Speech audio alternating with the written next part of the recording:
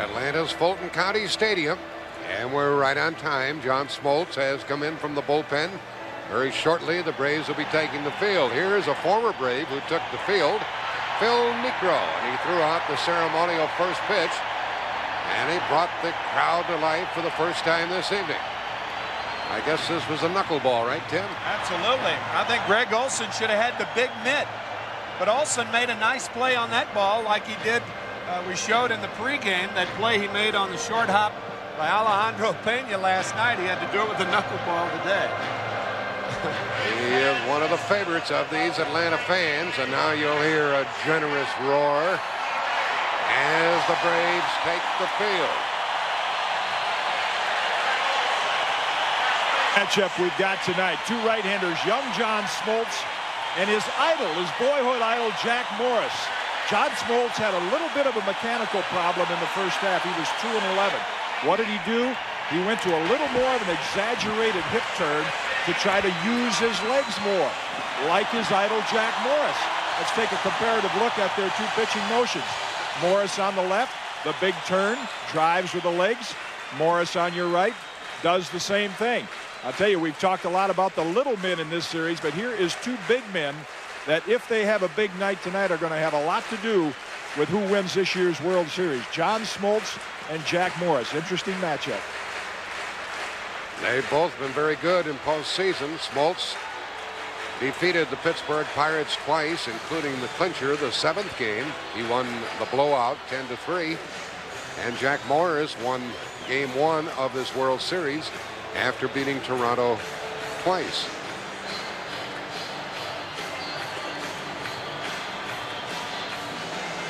Here's the lineup to be faced by John Smoltz, Dan Gladden, Chuck Knobloch, Kirby Puckett in center field, Ken Herbig at first. And it's Brian Harper doing the catching. Shane Mack in right field. Mike Pagliarulo at third base. It's a little different batting order. Gagne at short. And Jack Morris, the pitcher. No DH being used this evening. Backing up the smoke of Smoltz will be Lonnie Smith in left field. In center field, Ron Gant. David Justice will be the right fielder. Terry Pendleton at third base. Rafael Belliard will be the shortstop once again. Mark Lemke, the hero of last night's game, at second. Sid Bream at first base. And Greg Olson, one of the real stars of this series and postseason for the Atlanta Braves, behind the plate. Mark Lemke with a base hit in the bottom of the 12th inning last night to plate David Justice. And that theme continues, how the little big men continue to perform well. And there's Greg Olson. We showed you that short hop. He leads the Braves in postseason play, batting .324 in postseason. He did well against Pittsburgh and has done well against the Minnesota Twins. Tim, you made an interesting point about that play by Greg Olson. It doesn't show up in the box score, and so people don't remember it. Yeah, and Steve Hurd, our statistician, talking about because someone doesn't jot it down on the scorecard. I mean, if you make a play like that, you don't put it on the scorecard, so you're inclined to forget it. And I think that's a good point. Dan Gladden has 3 hits in the series, and he's going to lead it off. He scored a run in the first inning last night as Atlanta kind of gave the Twins a run. Gladden came very close later on to hitting a 3-run homer. He pinned the left fielder up against the wall, and we'll see what sort of start he gives us tonight against John Smoltz. First pitch, game 4. Strike call.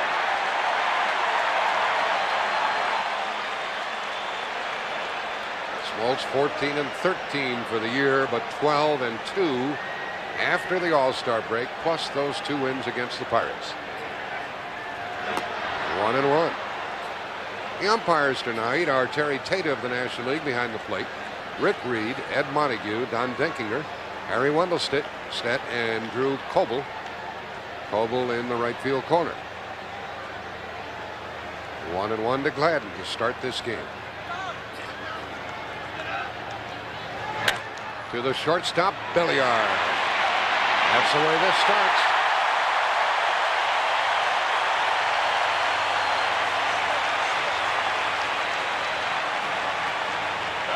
Even there, Tim, on a routine ground ball, we saw how fast this infield is down here in Atlanta. Bobby Cox has said that since no football has been played on this field, it is not as fast as it is during the summer, but still a very, very fast infield compared to Arlington, Texas, where the Texas Rangers play. About like that field down there. Now Smoltz to Knobloch. Chuck is 4 out of 11 in the series. Texas A&M product. He gets ahead on the count. That's the fastball from Smoltz. Right-handed batters can expect to see a fastball and a slider primarily, an occasional changeup.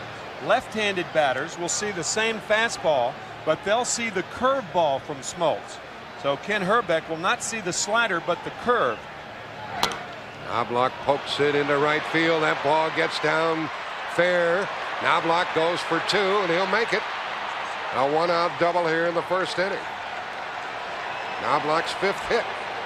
And that was the slider. As you can see the breaking ball break parallel to the ground, and watch the hitting by Knobloch. Boy, that is good hitting. A perfect pitch, and Knobloch knocks it down the right field line and has his 12th hit of postseason play, and that breaks a record for a rookie. And it gives the Twins a chance with a runner at second and 1 out to take a first inning lead. Jimmy Sebring of Pittsburgh back in 1903, and then Fred Lynn, a terrific series he had against the Reds and against the Oakland Athletics in 1975. That's postseason hits for a rookie in Knobloch's new record. That counts the playoff against Toronto plus this series. Here's a fly ball for Justice at the track for the second out. Knobloch stays at second base. That ball flew a long way when you consider the right-handed batter hit it. And Puckett is now 1 for 13. And there are 2 out. Tim, judging by the hit by Knobloch and the approach by Puckett, looks like they might have intentions of going the other way against John Smoltz. Yeah, well, the way to keep right-handers from doing that is to pitch them inside. That makes that slider that much more effective. Herbeck now, 3 hits in the series, including a home run. Ball 1 from the Atlanta pitcher. Atlanta pitchers do not want to leave the ball out over the plate to Ken Herbeck. He loves to extend his arms, and that is common for most power hitters. They try to pitch him inside.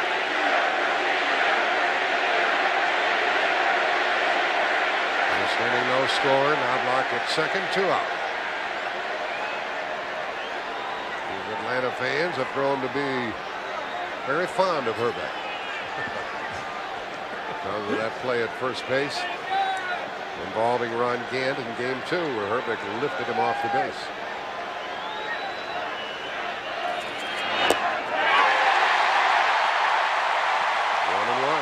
And that was the curveball, and you could see the downward movement to Ken Herbeck. Herbie having a tough time with runners on base. Only 1 for 10 with runners in scoring position. There's the curve right there. You could see that downward movement. Now a fastball struck, 1 and 2. Herbeck was one of the many Twins last evening who passed up the opportunity to drive in runs in that extra inning affair.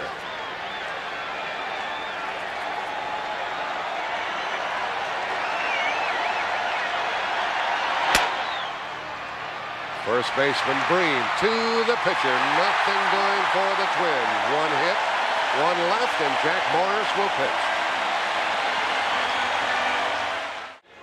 The Twins didn't score in the first. They got the double from Knobloch, but left him on. Now they send Jack Morris to the hill. He's trying to win his second game of this World Series. And he's 3-0 in postseason. He beat Toronto twice. Here's the lineup for the Atlanta Braves with Lonnie Smith to lead it off. Terry Pendleton at third. Ron Gant in center. David Justice in right. Number 5 hitter Sid Bream. Greg Olson catching every game to this point. Lemke at second base. Rafael Belliard at short. And you just saw John Smoltz do his thing. Defensively for the Minnesota Twins, Dan Gladden will be the left fielder. Kirby Puckett in center field. Shane Mack will be the right fielder. Over at third this evening, Mike Pagliarulo. At shortstop, Greg Gagne. Chuck Knobloch, the second baseman. Ken Herbeck, the best in the business at first. And Brian Harper behind the plate.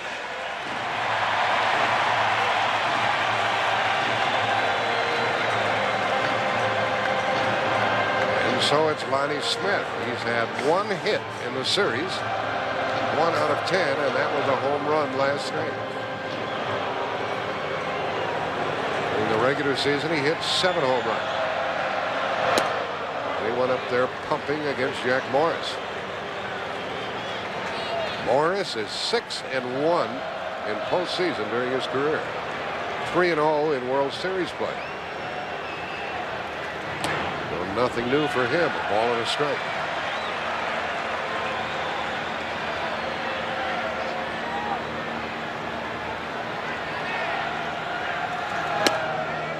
Two balls and a strike. Lonnie Smith with a very unorthodox swing. He drags the bat head through the strike zone. Bobby Cox saying before the game, with a swing like that, you can't have fear. And Lonnie Smith, sure enough, he's fearless. Now it goes for 3-1. You're right on top of that plate, and it doesn't matter how hard they throw or what their approach. They cannot chase this batter off the dish. He skies it into right center. Called for by Puckett. And Smith is retired.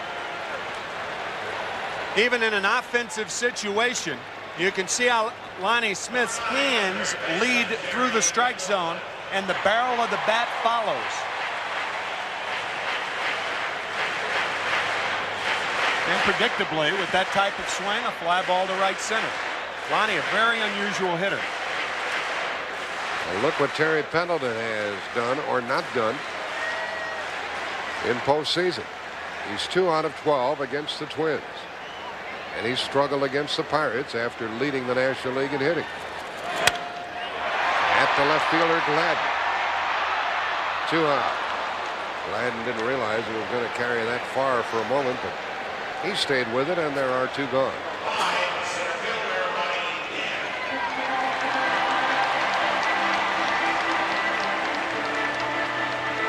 Kaat comes up with 2 out and the base is empty.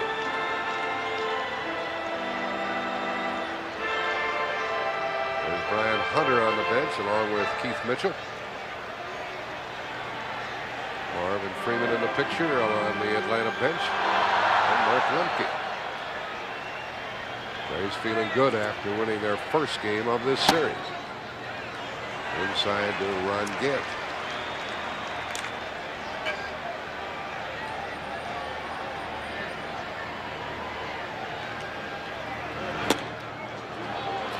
And 1. Last night, Ronnie Gant 0 for 6, and that joins a rather sophisticated group, including Felix Millan, Mickey Rivers, Huey Kritz, and Travis Jackson. Back a few years ago, 24 and 33. And now Jack Morris out in front, and it looks like he doesn't want to give Ronnie Gant any fastballs to swing at. Now that's the book on Gant. And when Morris gets ahead, he throws that splitter. We mentioned in game 1, a real pioneer in that pitch. He opened the eyes of major league pitchers as to how successful you can be with that pitch. Gant hits it to third, and a fine play by Pagliarulo as that ball stayed down. The Braves go down in order, and we have a scoreless first. No score after 1. We will try to show you the distinction between the slider and the curveball. From Smoltz, very distinctively different. Watch the slider to Puckett, breaking parallel to the ground. And now the curveball to Herbeck, breaking down to the ground. So you can look for that tonight, the slider and the curveball from Smoltz. Brian Harper leads it off. Brother, did he chase a bad ball? That's not like him. He hit .311 during the year. He's 4 out of 9 in the series and leads it off in the second. I guess he had his mind made up. He was going to swing at whatever came up there. Sometimes if you look fastball, you'll swing at it regardless of where it is. strike two. Well, I bet that gentleman has some baseball stories to tell.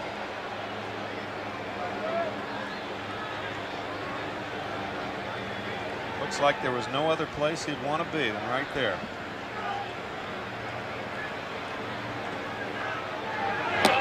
One and two. Chatting with some of the Atlanta coaches, they said Harper scares them as much as anybody in this Minnesota lineup because of his very good bat control. 2-2. Coaching at third base is Ron Gardenhire. And across the way, Wayne Terwilliger. He's been around the block.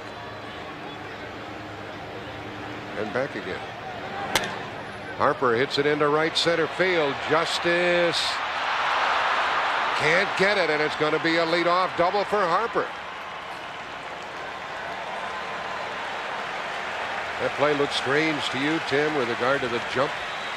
There's a lot of hang time. I think the reason it looks strange is that Ron Gant was playing Harper into left center. Justice was straight away, and Harper hits it to the gap that's the biggest. The ball hits off the webbing of the glove. But that Brian Harper, talking about his bat control, he is a notorious two-strike hitter. He protects the outside part of the plate as he did then, and rifles one into right center. Justice couldn't catch up to it. Second hit for the Twins. This one a leadoff double. Here's Shane Mack. He is 0 for 11. And he hit .310 during the season. Low from John Smoltz. So the Twins with a very good opportunity here in the second to get on top as they did last night.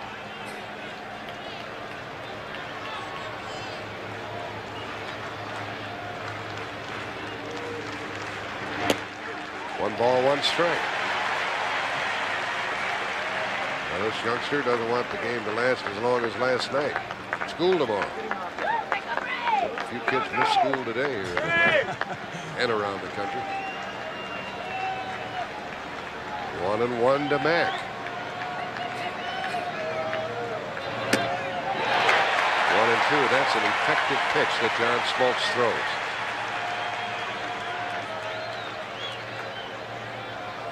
First 7 games of the postseason, the Minnesota Twins had a .317 batting average, and last night, with runners in scoring position, they failed in 10 times at bat. Mack is 0 for 12, and Smoltz gets his first strikeout.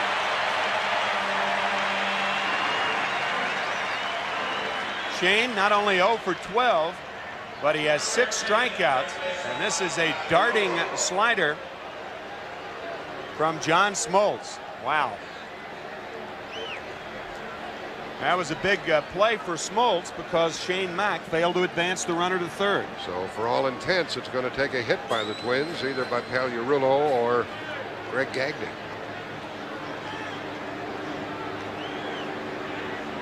Harper not a running threat. Ball one to the Minnesota third baseman.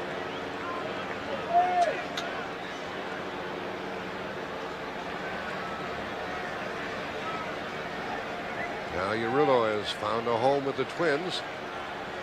Platooned for the most part with Scott Leyes at third.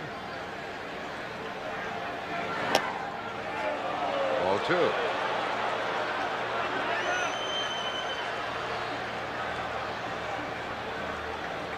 Wonder how many of these folks were also here last night.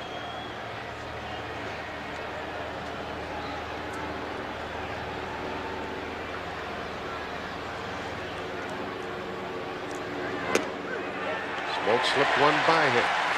They played this batter straight away in the Atlanta outfield. And none of these outfielders, Smith, Gant, or Justice, are really noted for their throwing arm.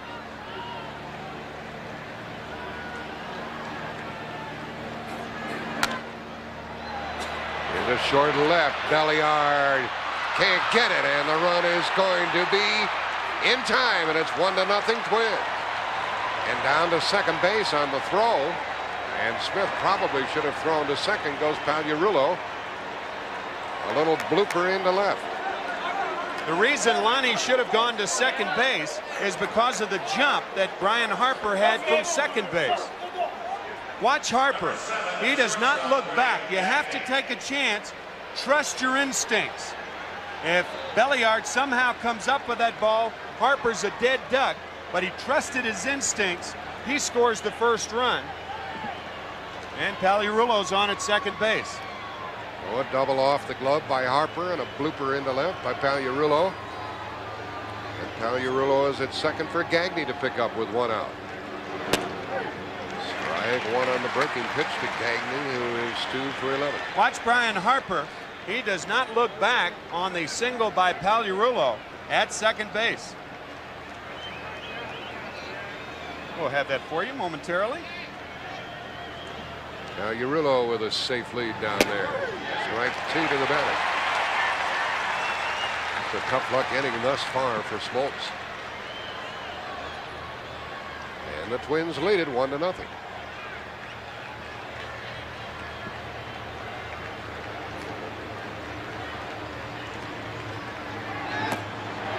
Ball in the dirt for the second strikeout for Smoltz, both in this inning.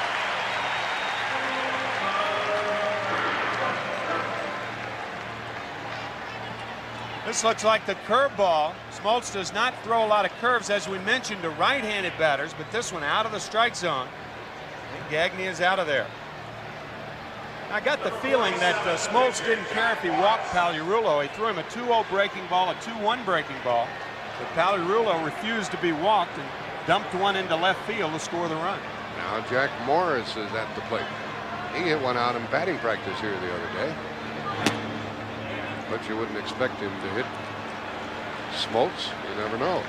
Morris, a 157 hitter when he hit in the minor leagues.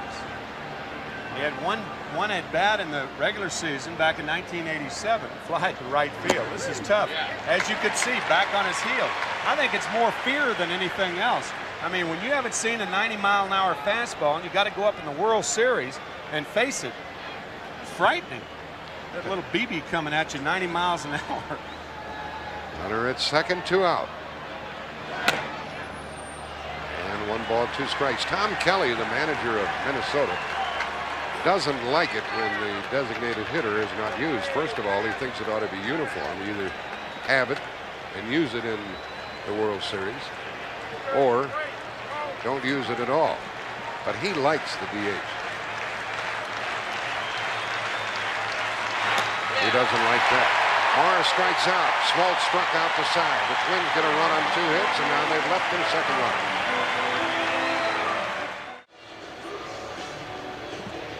Watch Brian Harper to the right of your screen. He's the base runner. Now he takes a calculated chance here by starting initially when Pagliarulo makes contact. Watch. He's gone. He never looks back. Had Belliard come up with that play, it's an easy double play. But Harper taking a chance, realizing the bottom part of the order is coming up, Gagne in the pitcher, and that's the time you really want to take the chance, and it paid off for Harper and the Twins. And you're right about that, Tim. He's the sort of player who would be smart enough to be aware of the fact that the tail end of the batting order is coming up. He's not a fast runner, but he has great instincts on the bases. So the Braves find themselves 1 run down in the second, and it'll be Justice, Bream, and Olsen against Jack Morris.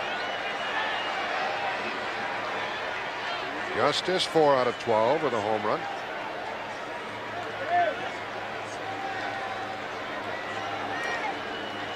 Atlanta went down in order in the first.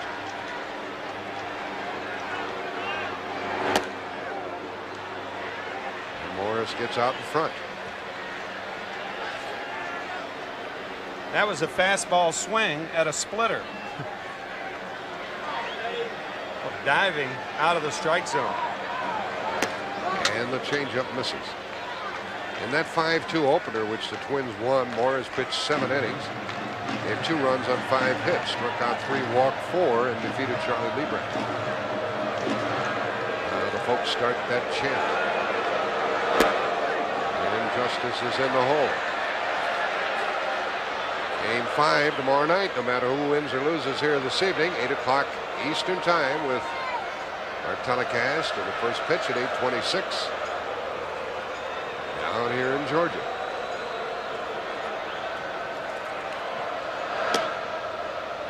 Two and two.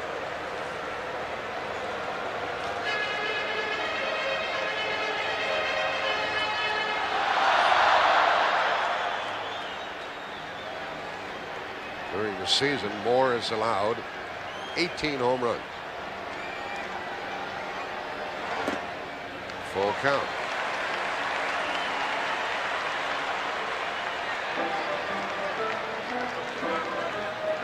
One to nothing Twins on a double by Harper. And a one-out single by Pagliarulo.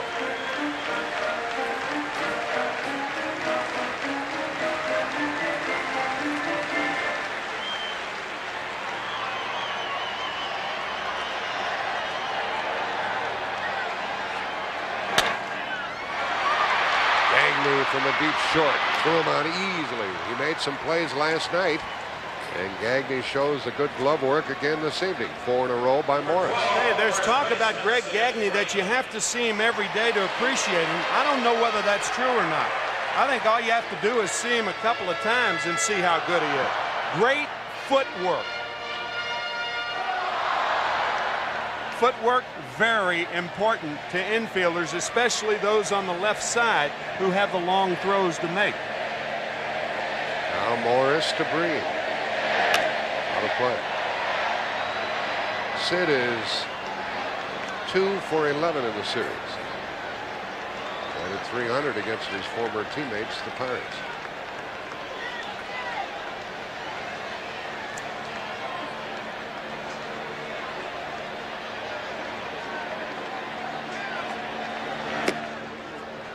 Two.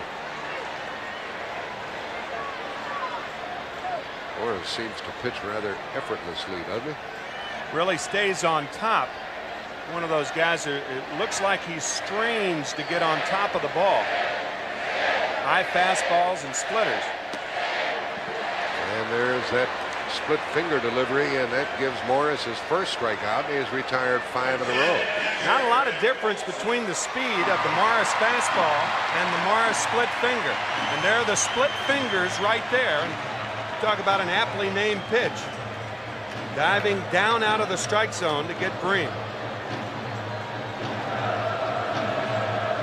Olson bats with the bases empty. This fellow's been in the middle of everything. He has had 3 hits, 4 walks, all 1 to him. The Minnesota manager Tom Kelly said, "We're pitching this guy like he's Babe Ruth or something." Yeah, it's not the hits that Olson's been getting, it's the walks that have been given up by his pitchers. He said he's a good ball player. Got to challenge him more. That's ball 2.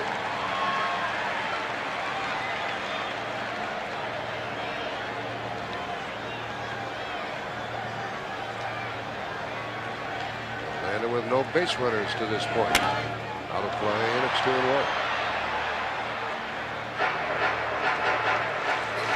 We get a whale of a view from Airship Shamu from SeaWorld in Orlando, Florida.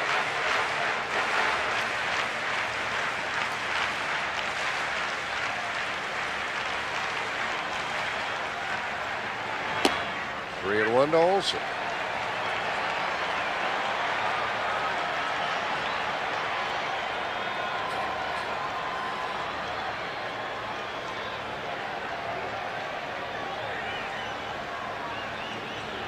Mentioned before at Dinah, Minnesota, the hometown of this batter. He walks again. That's his 5th walk in the series. And it comes with 2 out here in the second.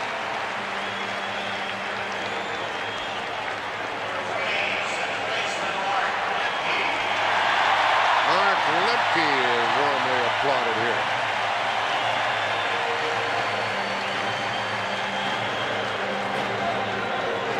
Know what he did last night. Sent everybody home in the 12th inning. The winning hit into left field. Switch hitter. And 2 for 8. Lemke, known affectionately by his manager Bobby Cox, the moniker of Dirt. And Dirt did it last night. David Justice on at second base, and a little looper to left field. Dan Gladden's throw is to the dugout side, and Justice's slide is to the first base slide. It was not a very good throw from Gladden in left. Harper made a good effort at the plate and just missed tagging Lemke. Otherwise, we'd still be here playing game 3. Yeah, Dirt did it last night. It's a good name. That's it. Only in baseball can you have a name like Dirt and have it be a compliment. Pat Corrales, the first base coach at Atlanta, says this little guy, Lemke, just wears me out. I can't hit enough fungos to keep him happy. He strokes it into left center, and it gets down. And Olson back to second base. Lemke gets another hit. That's his third. It certainly played deep in that Minnesota outfield. Yeah, too deep. Kirby Puckett plays about as deep a center field as you can play, and of course, with 2 outs and a runner at first, you want to play too deep, but you gotta modify that somewhat. This ball with enough hang time, and it could have been caught. Olson rounding second. With 2 outs, he decides to stop. That's what you do. You run through the bag and not to the bag. Make your decision after you turn. With 2 outs, no way you take a chance to go to third. So Dirt did it again. 2-out walk. Single by Lemke, and Belliard is up. And Jack Morris gets out in front. Belliard is 2 for 6. And a couple of runs batted in. Puckett is still playing very deep. Right fielder is cheating in. 2 on, 2 out. Into right field, and Shane Mack is right there to take the foul ball and end the inning. Atlanta leads 2, and after 2, they trail 1-0. We roll into the 3rd inning. Twins 3 hits, Atlanta 1. Atlanta just left a couple of runners. Twins got a leadoff double by Harper and a 1-out single by Pagliarulo to take the lead. Beautiful evening down here in Dixie. Full moon.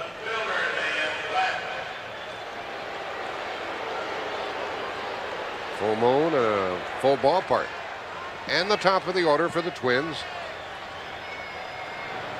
Dan Gladden comes up against John Smoltz. Gladden grounded to short to start this game.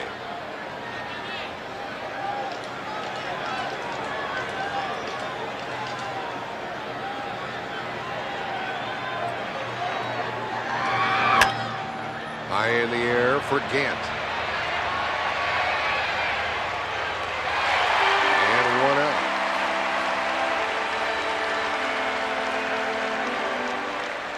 Second baseman, Knobloch.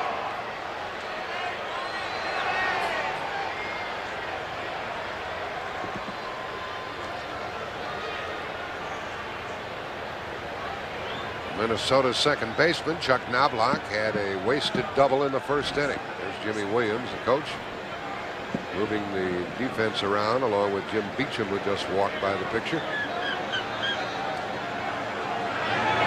Knobloch was chased off the plate. He's had 5 out of 12 here in series play. That's one of the prices you have to pay when you're a good hitter. Chuck will get used to that. His first year, odds-on favorite to be the Rookie of the Year in the American League.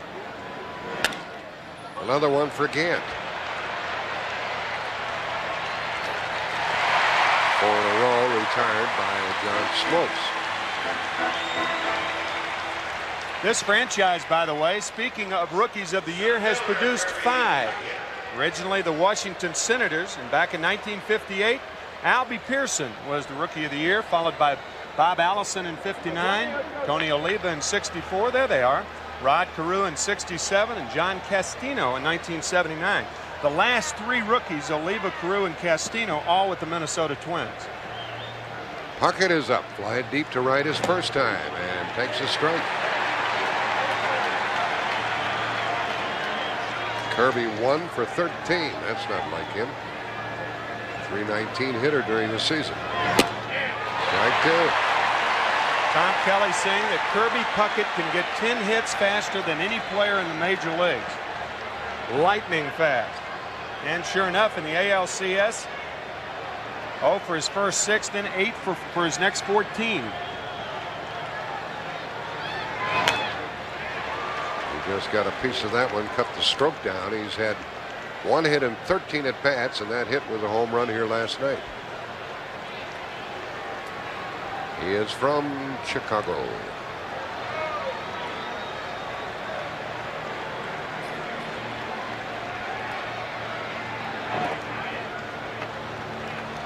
Count 1-2.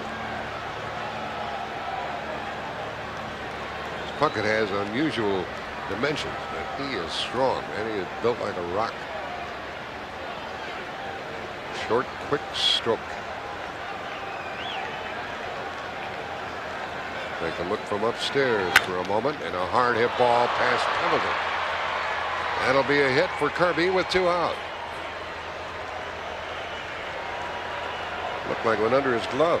After a lot of breaking balls, there's a situation where if you're John Smoltz, you just have to give a hitter credit. Did go under the diving Pendleton's glove. You remember Terry is nursing that sore left knee that he sprained. He will have that operated on after the season. But after a bevy of sliders, Puckett hammering that fastball by Smoltz.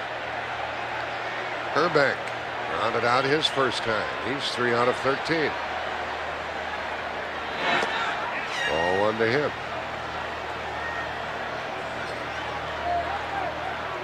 Herbeck batting the number 4 spot tonight.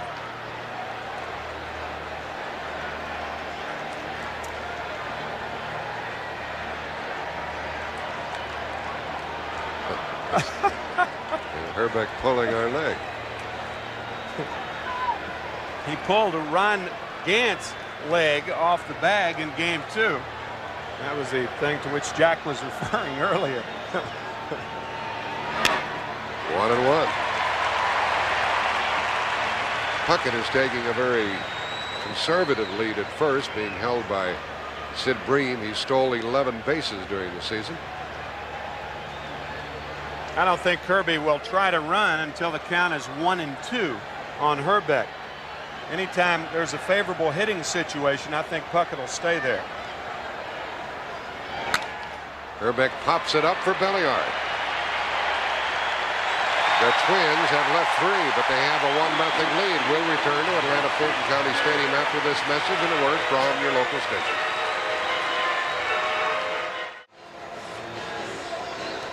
The Twins have had hits in each of the 3 innings, and they lead 1-0. Number 29, pitcher John Smoltz.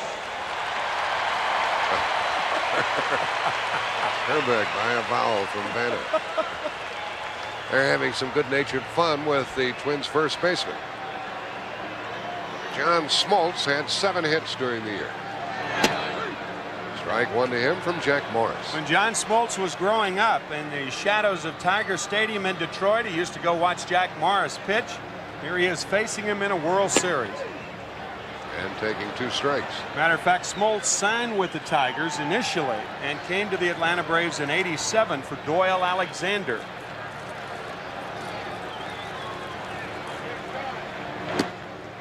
One and 2. It'll be Smoltz and then Lonnie Smith and Terry Pendleton.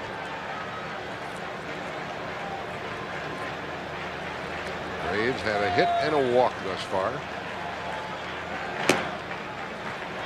It's 2-2. Smoltz started off like he was going to be a pretty good hitter, but they found ways to get him out, and he had 7 hits during the season. And they get him, and Morris gets his 2nd strikeout. Let's turn things over to Pat O'Brien.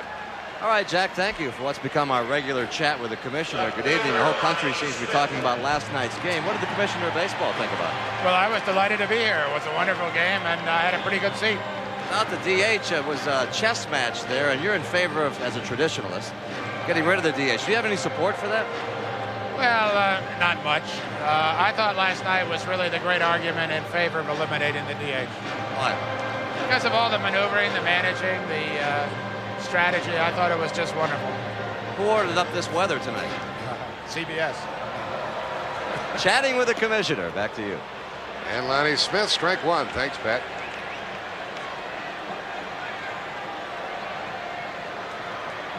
Since the DH in the World Series, pitchers have hit in 44 games with the DL.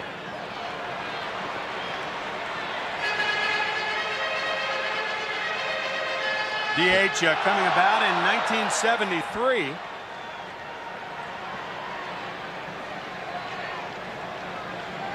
Lonnie Smith chases the ball, and he's out on strikes. The third strikeout for Jack Morris.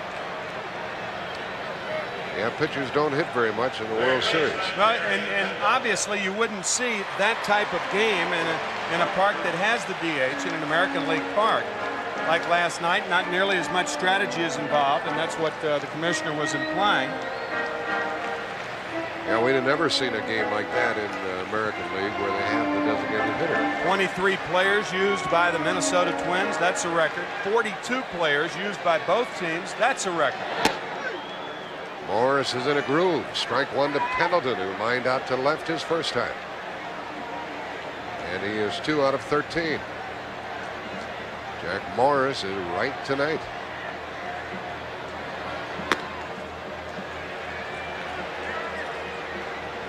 Jack Morris working on 3 days rest. He did it once in the League Championship Series, but only once during the regular season. 2 balls and a strike. And if this series goes 7 games, he will be the pitcher in Game 7 on Sunday night. And there are the starts on 3 days rest. You see the Minnesota Twins, Morris and Tapani, the only guys during the season, but the Atlanta Braves, Smoltz with 5, Avery with 4, and Glavine with 4, working on 3 days rest. Count goes to 3-1 to Pendleton. There's a guy who never gets a rest. He caught the last 32 meaningful games. I say meaningful because when the Braves clinched the next to the last day of the season, Olsen didn't catch on that Sunday, but he's caught about every inning in the postseason play. Pendleton hits it very well, and it carries out into right center. Tied.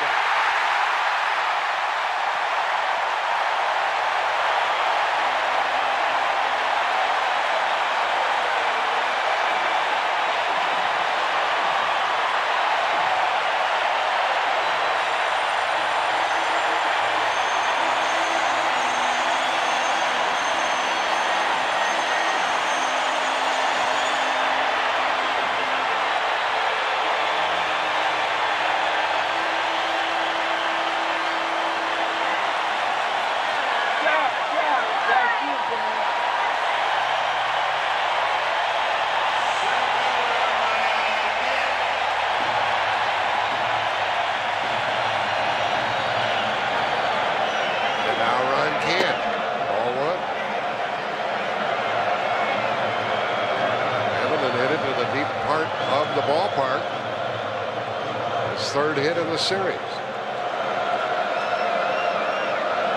Gant corks a base hit to left.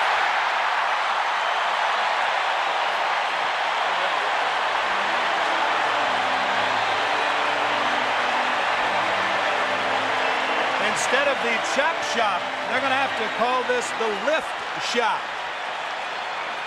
Watch Terry Pendleton lift this 3-1 fastball out of the ballpark.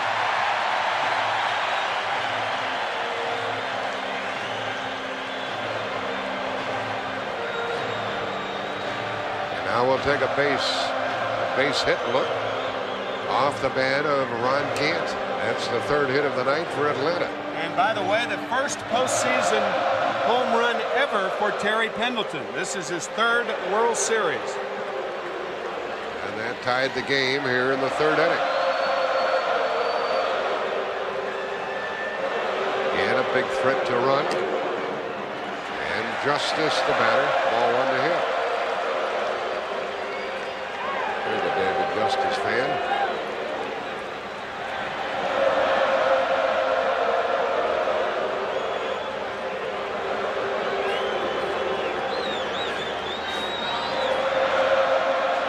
It's a refreshing fan fervor here in Atlanta.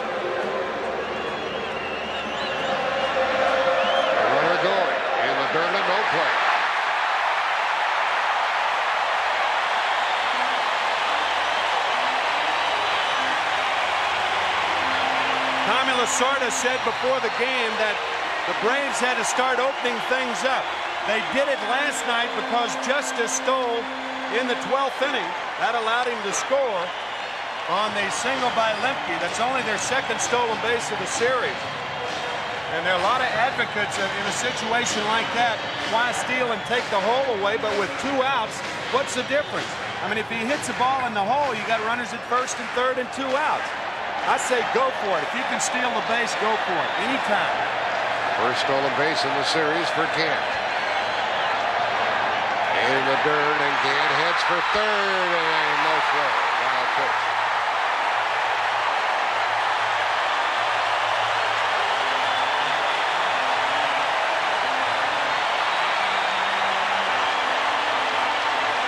Split finger, and you could see the split fingers in the dirt.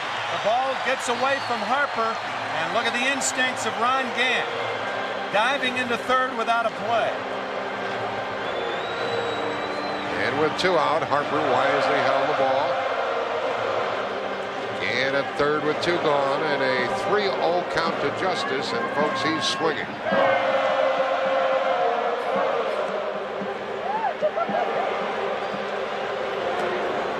He's taking ball 4.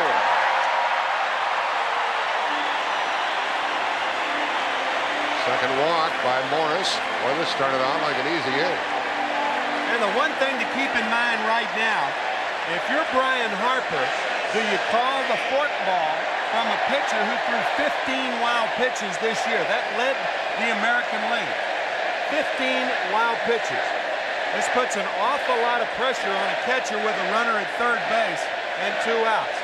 We'll see if he goes to the fork ball here with Breen batting. Fastball here, away.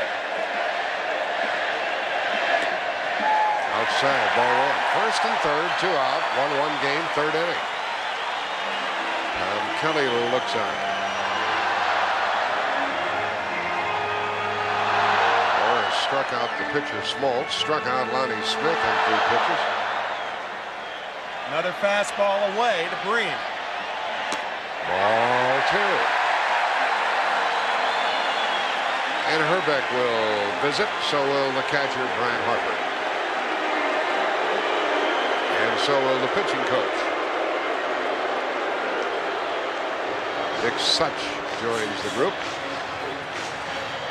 See, you saw Ron Gant stealing second base, and we talked about holding the runner at first base. Now you don't send the runner at first because the hole will produce a run. With 2 outs and just a runner at first base, leaving the hole open wouldn't produce a run. All it would do would be to move the runner to third base. But now with runners at first and third, you stop the runner at first. That produces the hole in that area. You can see Knobloch playing deep, Herbeck holding, Justice. So the hole is open, and you don't send the runner now.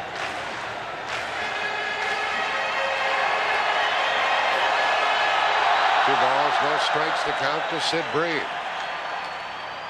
And he rolls one back to the pitcher, who makes the unassisted put out, and the inning is over. Atlanta gets a run to tie it. They leave 2, they've left 4. We played 3, and it's 1-1.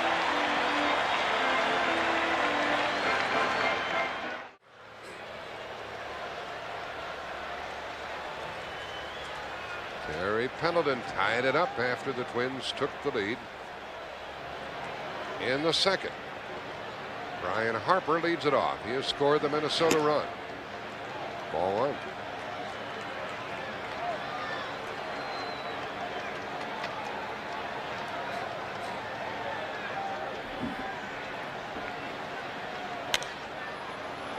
Fly ball for Lonnie Smith, perhaps.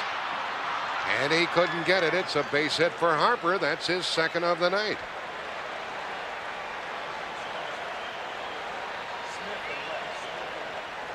Lonnie Smith didn't get a good jump on that ball. He broke back to his left and then in. And those precious steps that you take early are often the difference between making the catch and not. You see him breaking to his left and back. There was a slight hesitation, and he has to dive for the ball and misses it. Another hit for Harper. Another hit is right. He has 2 tonight and 6 out of 11 in the series. A good play there by Greg Olson.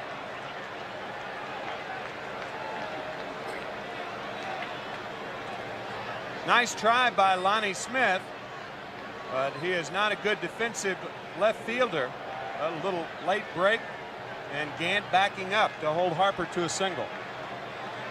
Harper doubled off the glove of Justice in a ball that might have been caught, and he singles in front of Lonnie Smith. Shane Mack struggling to get his first hit in the World Series. Struck out his first time, and he is 0 for 12.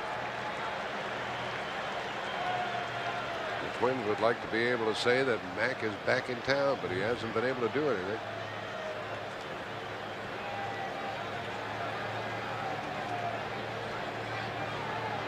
It's the second time in the game the Twins have put their leadoff man on base.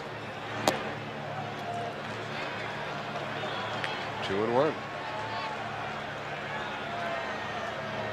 Gardenhire flashes of science. Sometimes when a fella has trouble hitting, such as Shane Mack, they put the hit and run on to try to help him stay on the ball. That's right. Runner not going, and a half swing. And that's ball 3. The reason that the hit and run with a struggling hitter is a good play is because when you hit and run, you have to make sure that you make contact. You don't try to do too much with the bat. You don't overswing. You just put the ball in play. It's just like a golf swing. It's a game of half swings.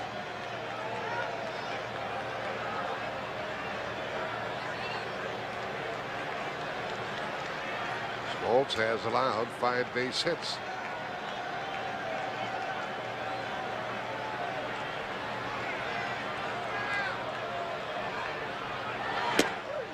And 2. Well, the option facing Tom Kelly now. Do you send the runner with the batter who has struck out 6 times in 12 at-bats in this series? Harper is not a fast runner. Mack swings through a lot of pitches. He has already struck out once tonight.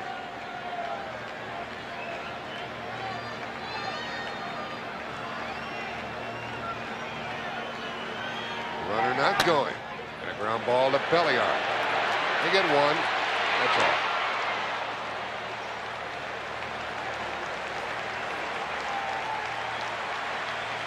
Now Mack is 0 for 13. And he runs the bases. 13 stolen bases during the regular season. Brian Harper with a hard slide into Mark Lemke at second base. Clean and hard. You have to be able to touch the bag. You see him go after him with the feet and watch him come back with a bag. All you have to do when you slide at second is touch the bag, be able to touch the bag, and that's why you saw Harper, even though it wasn't that important, he was already out, but he made the umpire make sure that he saw his hand touch the bag. Now Mack, who's a bigger threat to run with Pagliarulo up there, draws the throw. Pagliarulo drove it a run in the second with a blooper into left.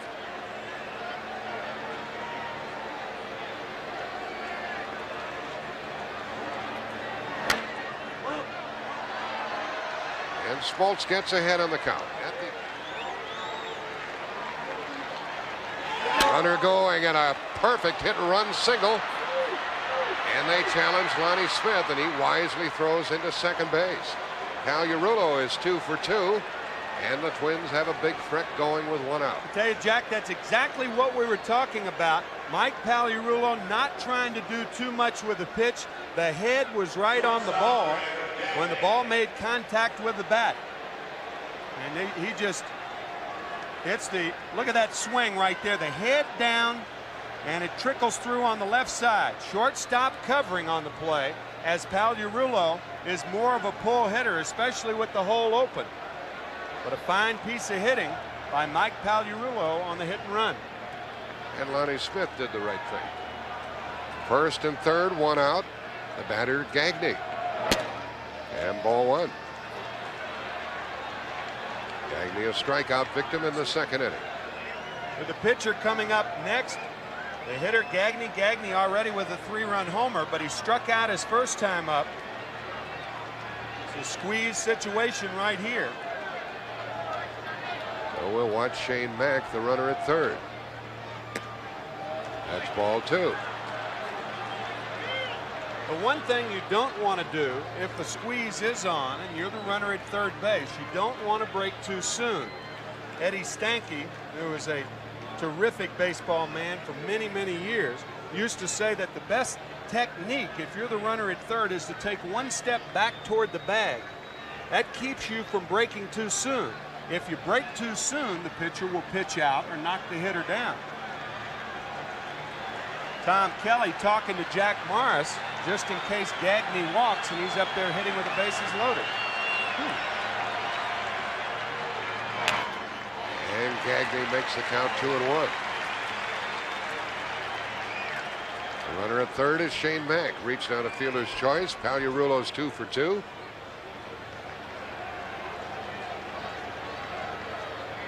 They run the bases with 1 out in the 4th of a 1-1 game.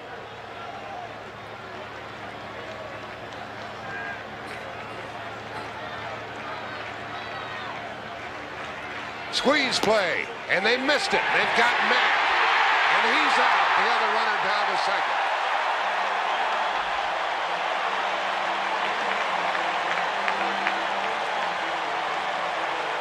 See, he gave Gagne 1 pop on the 2-0 pitch. Look at Mack at third base. He doesn't break too fast.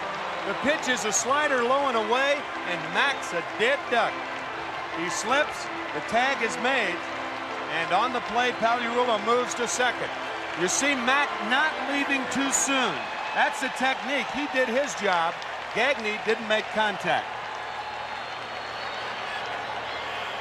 It's tough to bunt that pitch low and away like that. Out of the strike zone, yeah. Now the runner down to second base with 2 out. Now you want to be careful with Morris on deck and 2 out and a runner in scoring position. 2-2 pitch. And Gagne got a good swing at that one. Too good. John Smoltz got away with a mistake there. With Jack Morris on deck and the go-ahead run on second base, you really have to be careful to Gagne. Twins have out-hit the Braves 6-3. We're tied 1-1 in the 4th.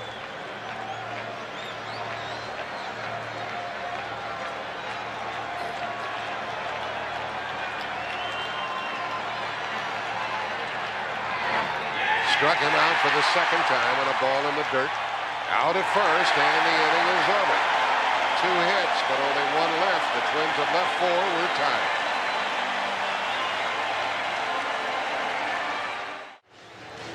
One ball game, bottom of the 4th. The squeeze in order here. Watch the pitch in that area, and Gagne swinging through it or bunting through it. And this is Shane Mack at third and the pitcher, and watch how Mack waits until the ball is about to be released to break. See, Mack, all he can do is break. Obviously, he can't do anything about laying the ball down. So he broke at the right time, but Gagne just didn't make contact, and a squeeze play that didn't work.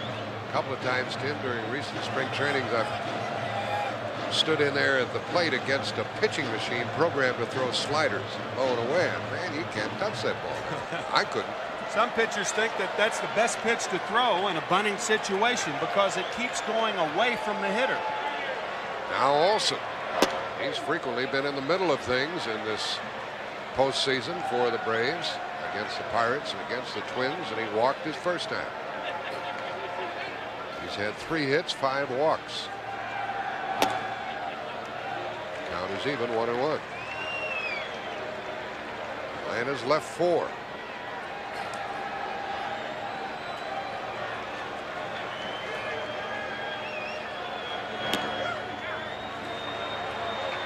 Let's join Jim Kaat right here. Well, the big question with the pitchers coming back on short rest is, will their fastball be as good? So far through this part of the game, Jack Morris's fastball is right there with what it was in game 1. Upper 80s, low 90s. Olsen is called out. That's the 4th strikeout for the Minnesota hurler. Olsen walks away shaking his head. Jim, I know you are an advocate of a 4-man staff. You're a guy who always pitched with 3 days rest. And it was your line that It'll rust out before it'll wear out. Well, you got that right. I think what it does more than anything for you, Tim, is you're sharper and you economize your pitches. You don't throw as many balls. A strike to Lemke. I think Bobby Cox getting 141 starts out of 4 guys this year, about as close to a 4-man staff as any team in baseball. I know that managers are very interested in protecting young pitchers, but if trained properly, I think that's so overrated, the extra day's rest. A lot of pitchers don't know what to do with that extra day. They'd rather pitch it the 4th day. They're too strong, right?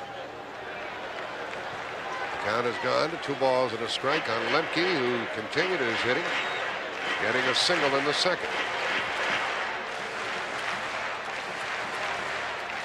Hitting him up the middle as he bats and takes ball 3. Home half of the 4th, 1-1 game. Bobby Cox told us that he had 14 people living at his house during the World Series. That's why he likes to get to the ballpark early. 14 folks. So he's out here about 1 o'clock in the afternoon.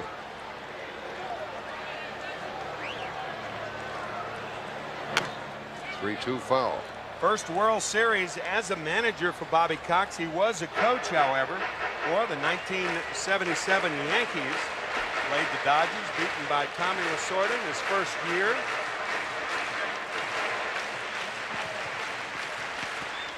Actually, the Yankees won. That's right, the Yankees won in 77-78.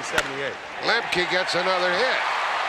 He's 2 for 2. And a good, well, I'm about to say a good play by Puckett, but Lemke with 1 out gets to second. It's probably a hit and an error. Even had Kirby come up with that ball, I believe that Lemke would have tried to go to second base with the bottom of the order coming up. Spanked sharply into right center field. And Puckett, a little indecision there. Looked like he thought that Shane Mack had a shot at it, but obviously the glove and the ball is on his glove side. So that was clearly Puckett's ball. They give him a double. I think that's pretty good scoring. I think Lemke tries it anyway and probably makes it. Now Belliard has a chance for the go-ahead RBI. With 1 out. Into left field, there's Gladden. 2 out. But that double by Lemke is valuable even if the Braves do not score here, because the pitcher's coming up now, and that means that Lonnie Smith would lead off the next inning. Yeah, you clear the pitcher, and that's one thing that the Minnesota Twins didn't do, because Jack Morris is leading off the 5th inning. And has already left 4. This batter, Smoltz, drove in 3 runs during the season. He's big enough to hit the ball, but he struck out his first time. There are a lot of guys big that can't swing a lick.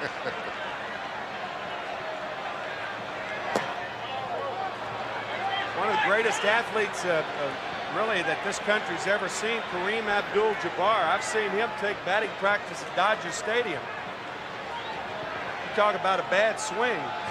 He was a great basketball player, but a bad hitter. That's strike 2.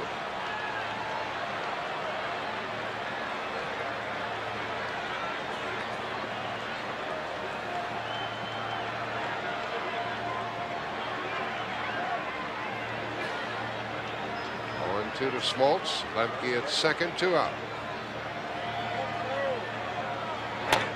Smoltz hits 1, 2, not blocked. And we're tied at the end of 4, 1-1.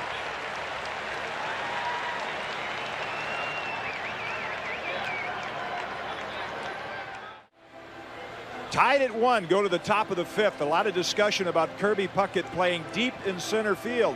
Tim, one of the reasons when you break into your career in the Metrodome, you learn to play deep because it's so difficult to pick up the ball, but it has its penalties, as we've seen in this series.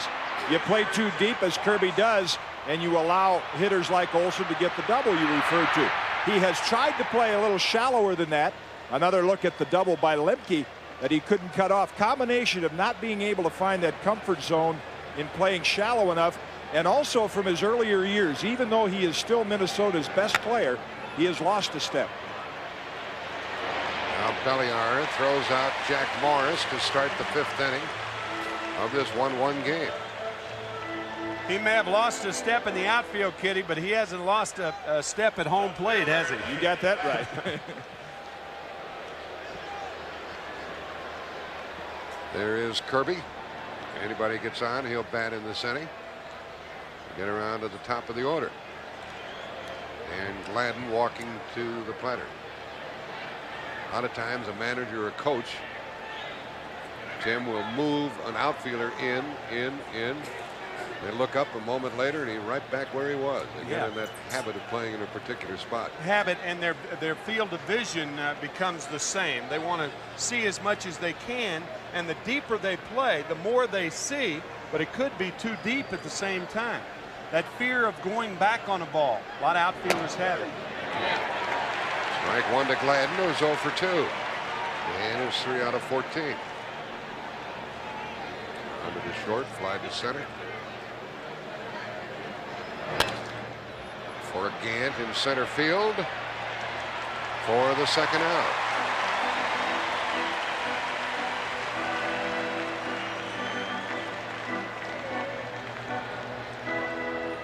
Full house and a comfortable crowd here. This is sweater weather down here in Atlanta. 2 outs in the top of the 5th. This is sweat weather too, judging from that game last night and a 1-1 game here in the 5th. It's a tight one tonight, and Knobloch has doubled. That was wasted in the 1st, and then he flied to center. He's had 5 hits in the series.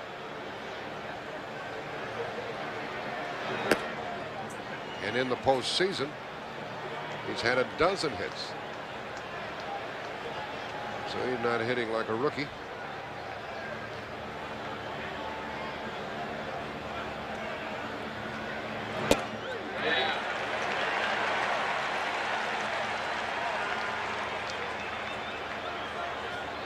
Top of the order will be up for Atlanta in the home half of the 5th.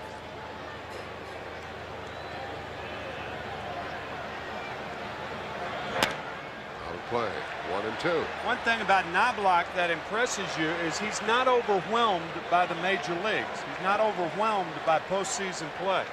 And once your ability is established, that's the most important thing. Knowing you can play here. World of confidence in that young man. And only 1 home run this year, so he knows what he wants to do up there at the plate. And at 281.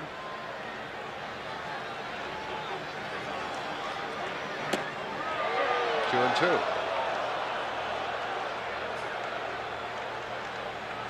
Speaking of confidence, Jack Llewellyn, who is a psychologist, has been working with John Smoltz the 2nd half of the season and really bolstered the right-hander's confidence, that's for sure.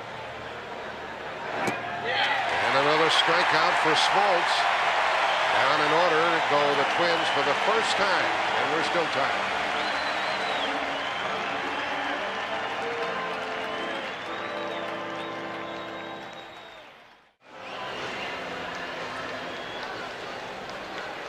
Minnesota has out-hit Atlanta 6-4. Atlanta has stranded 5.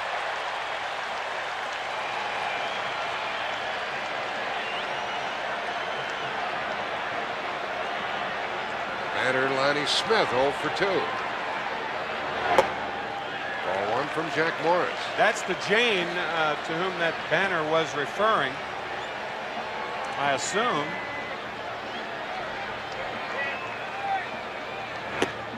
And ball 2. I guess she's cold. Lonnie's only hit in this series. A home run. Well, Ted Turner and the Atlanta Braves, a lot of fan support this year, and you saw an example of that. Jack Morris wanted that call. It goes to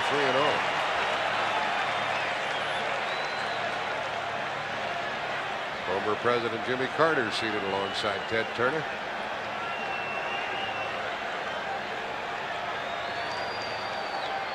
And this is Carter. And a strike. Smith, Pendleton, and Gant in this inning.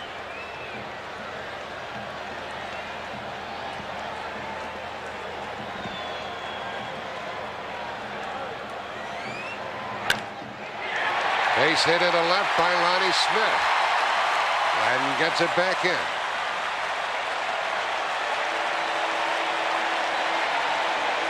Only the second hit in this series by Lonnie Smith. A fastball, again a 3-1 count. Pendleton hit a home run on the 3-1 count. And now Lonnie Smith on the 3-1 count. That's when a pitcher has to come in with a fastball. Lonnie stops it first. That marks the first time in 5 innings Atlanta's put the leadoff man on. Here's Pendleton. He lined out to left and he homered to right center. Lonnie a threat to run, not going. Bobby Cox, the manager of the Braves, tells us that these runners have the green light most of the time.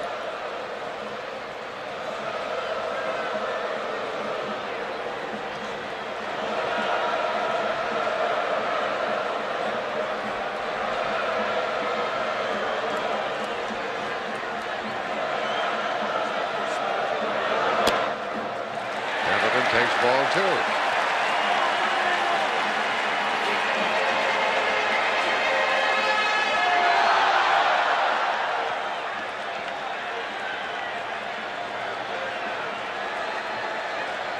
Kelly, and he has his third baseman, Pagliarulo, playing way in tight as they hold against Smith at first.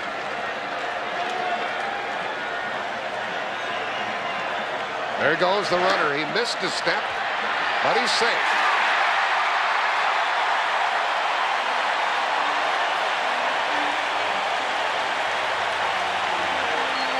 Stolen bases against Jack Morris this year. There were only 8 caught stealing, and a fine jump by Lonnie Smith. His feet go one way, his helmet goes the other way, and Lonnie with his first stolen base, and he almost slides off the bag. You may have been watching the National League Championship Series when on a play like that he slid across the bag and a tag was made by Jay Bell, the Pirates shortstop. They call him skates. He has difficulty controlling his body. Pendleton drills one to deep center. Lonnie Smith is going to head for third. Nobody out. They're sending him home. A late throw by Knobloch and out. Harper held the ball. Pendleton ends up at third. What excitement on that one, and I'm surprised they sent him with nobody out. That was a terrible base running play by Lonnie Smith. You don't tag up on a ball hit deep over the outfielder's head. You go a third of the way. We talked about it in last night's game. Lonnie Smith tags up, and now the ball goes over the head of Kirby Puckett, and he's got 180 feet to run, and he's out on a brilliant play by Brian Harper. Watch the short hop, and now holding on to it. How in the world did Harper ever hold on to this ball? My goodness. Smith like a middle linebacker plowing into Harper.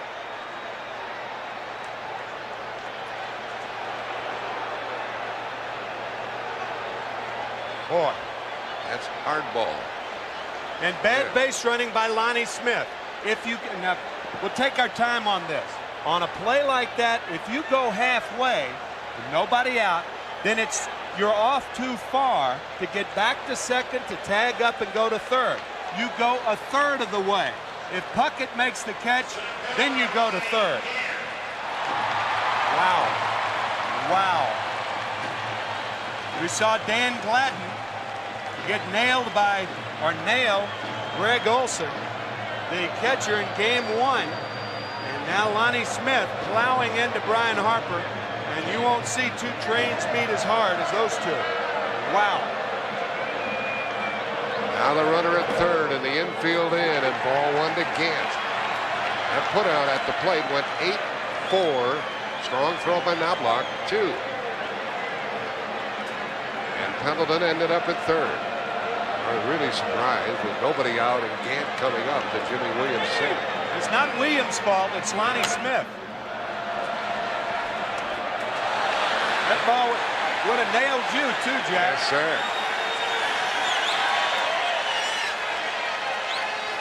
Yeah, Timmy, as a former catcher, I don't know how you view that slide. I know Jack Morris had some words with Lonnie Smith as he walked away as if he thought it was a cheap shot, but it just looked like good hard ball from here. He's trying to knock the ball out of Harper's glove. I still don't know how Harper held on to the ball. The in-between hop, the toughest to hold on to. But no, I don't think that's a cheap shot. No. I mean, Harper blocked the plate. He said, "Come get me." There's no place to go. Exactly. Well, Harper will fool you because he doesn't have that catcher's body, but he's very wiry, 6'2", over 200 pounds. Lonnie Smith has more of a catcher's body than Brian Harper. 2 balls and a strike to Gant. 3-1. That's all they put on Lonnie Smith after that play is a little old Band-Aid. Man. Blood all over his towel. That was about as tough a collision as you'll see in a baseball game. Pendleton at third, 1 out. Infield in, 3-1 to Gant. Score tied, 1-1, 5th inning.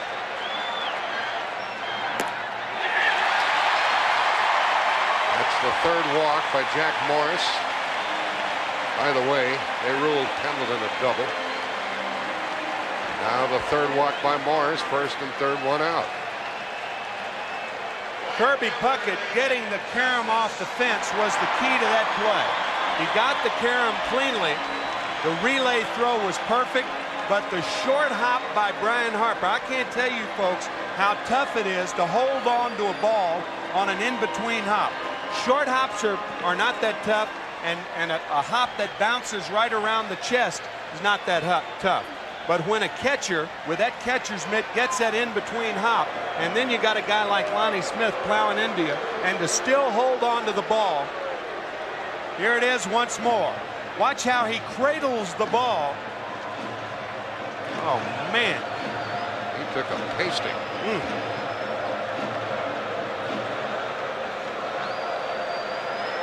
First and 3rd, 1 out. The batter, David Justice, 0 for 1 with a walk.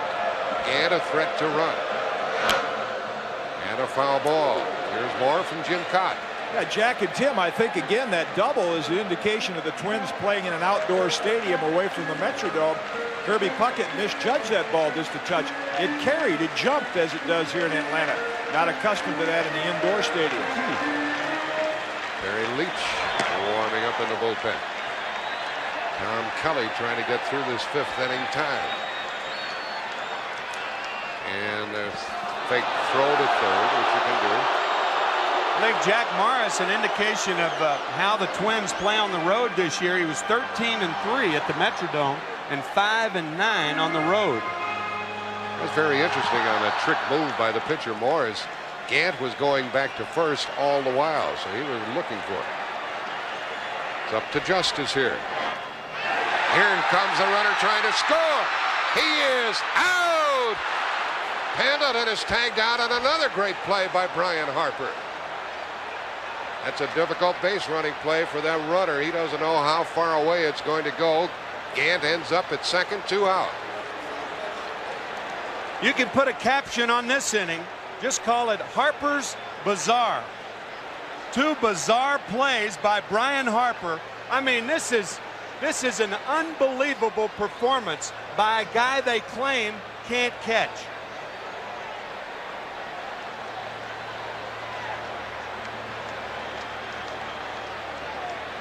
Unbelievable. Larry Tata calling the play. Pendleton knew that he had misjudged the distance on that ball. The count is 1-1 to Justice with 2 out. They've had a single, a double, a walk, and 2 players out at the plate. 2 balls and a strike to David.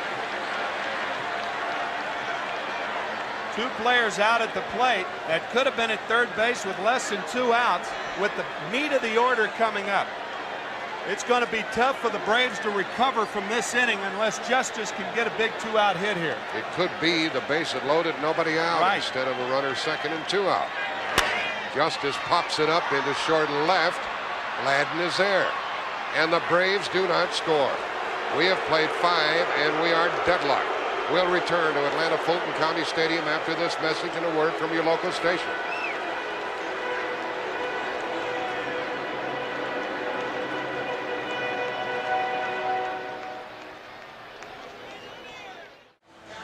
Still 1-1 in the 6th inning. Kirby Puckett's throw with Lonnie Smith on second was perfect to Chuck Knobloch.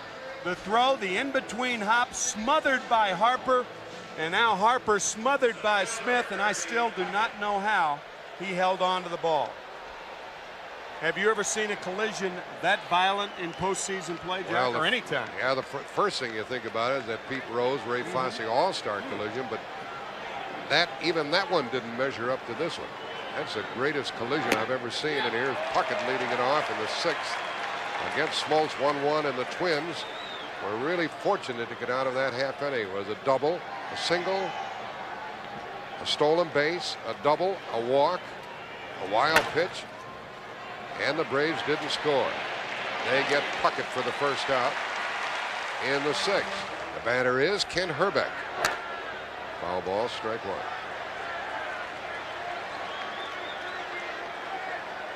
If the Braves lose this game, they will be looking at the home half of the 5th for a long time.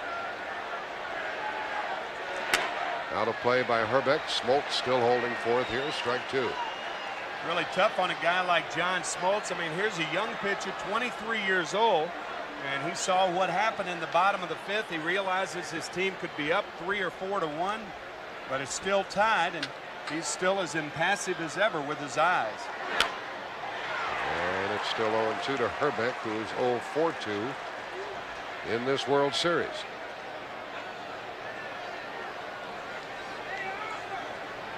More baseballs for Terry Tata, the man in blue.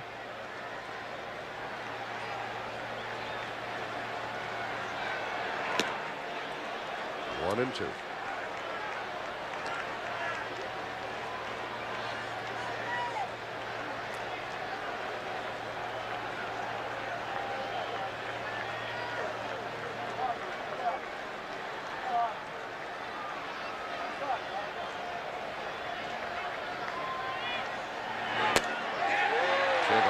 Went for it, 2-2.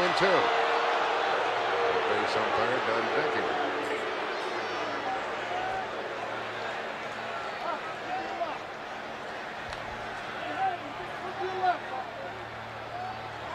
Herbeck hit 20 this year,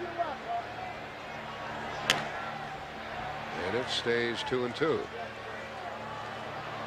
best seat in the house belongs to Airship Shamu, gracefully floating 1,500 feet above Fulton County Stadium on the trip up from SeaWorld in Orlando, Florida.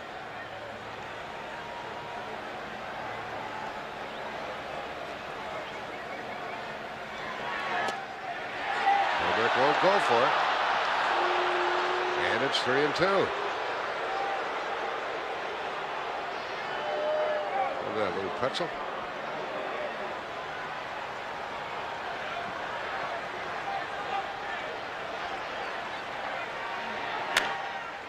Bouncer to Lemke.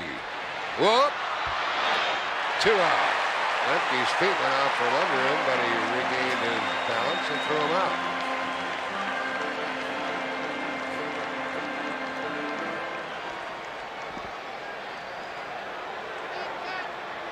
Well, Smoltz deals with the number 3 and 4 hitters and now takes on Brian Harper, who had a busy half inning, didn't he?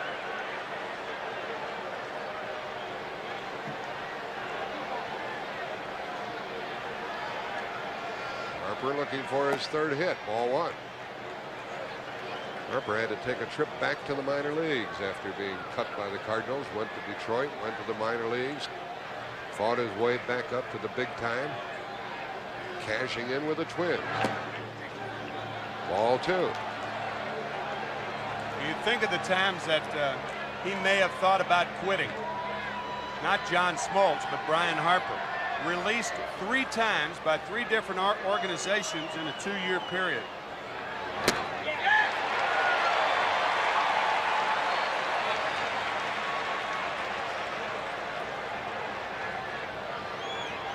It's called Smoltz Smoke.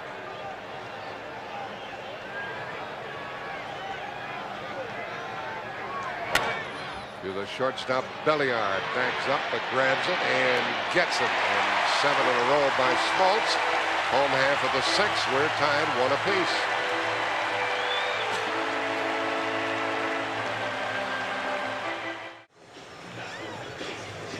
Tied at 1, bottom of the 6th inning. You know, Timmy, hitters try to keep that front side closed and show the pitcher really their back pocket and almost their uniform number. No different for pitchers, and I think that's a great adjustment that John Smoltz has made in the second half of the season. Look at that back pocket right there. That enables him to use his legs and drive toward the hitter. And that's why that fastball is in the 90s most of the time. Yeah, the legs very, very important. The lower body, he throws it with, obviously, with his arm and his hand, but that lower body very, very important as it is to a hitter. 2 quick strikes on Sid Bream leading off in the bottom of the 6th. Sid is 0 for 2. 2 out of 13.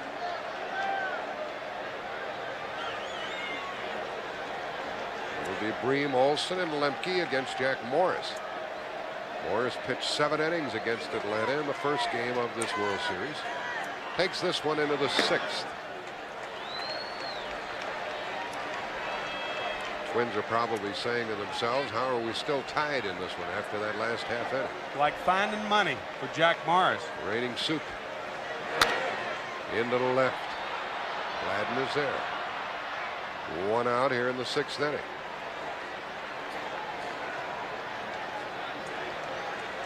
Batter is Greg Olson. Remember a remark yesterday before the game, Tom Kelly telling us, Jack, that, you know, players are not machines out there. And, you know, they are human beings. And if you're a member of the Atlanta Braves now, you're probably saying to yourself, what in the world do we have to do to score? They've left 6 and lost 2 other runners. Ball 1. They have 6 hits, a couple of stolen bases, been given 3 walks.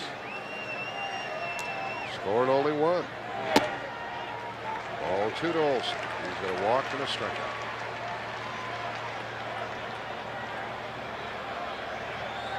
Only guy who scored for the Braves in this game is a guy who walked by Olson, Terry Pendleton. All the guys who are trying to have gone through him have been unsuccessful. Half swing, and Morris will throw out Olson for the 2nd out. Didn't get a very good swing on 2-0, did he? Now that's the 2nd time. That's what Morris can do to you. He'll throw the slider occasionally when he's behind in the count. And you don't mind a check swing if there are 2 strikes because you're protecting the plate. But when you're in an offensive position as a hitter, you just hate to take a check swing. There we see Ted Simmons, Joe Torre. Torre used to manage down here in Atlanta. Back in 1982, the last time the Braves won the division.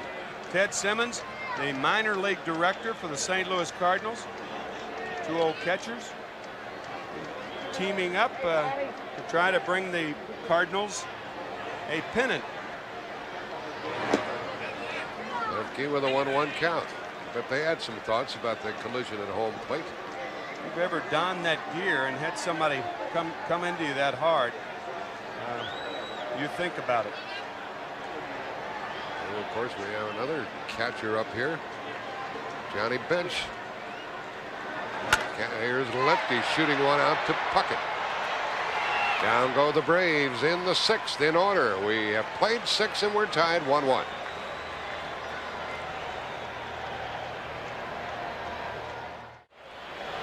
On hand, covering baseball in the World Series for the CBS Spanish radio network, Billy Berroa, Gustavo Moreno, Jaime Jarin, Edgar Perea, and Armando Talavera. They have 40 million listeners in the USA and Latin America. Far south is Ecuador. Do they travel? They got enough announcers for a 15-game series. 1 ball, 1 strike to Shane Mack leading off, and Mack is in dire straits. 0 for 2 and 0 for 13. All you can do is keep swinging, and it's 1-1 from Smoltz. He's in the hole now. It will be Mack and then Pagliarulo, who has driven home the only Minnesota run, and Greg Gagne. Smoltz has retired the last 7.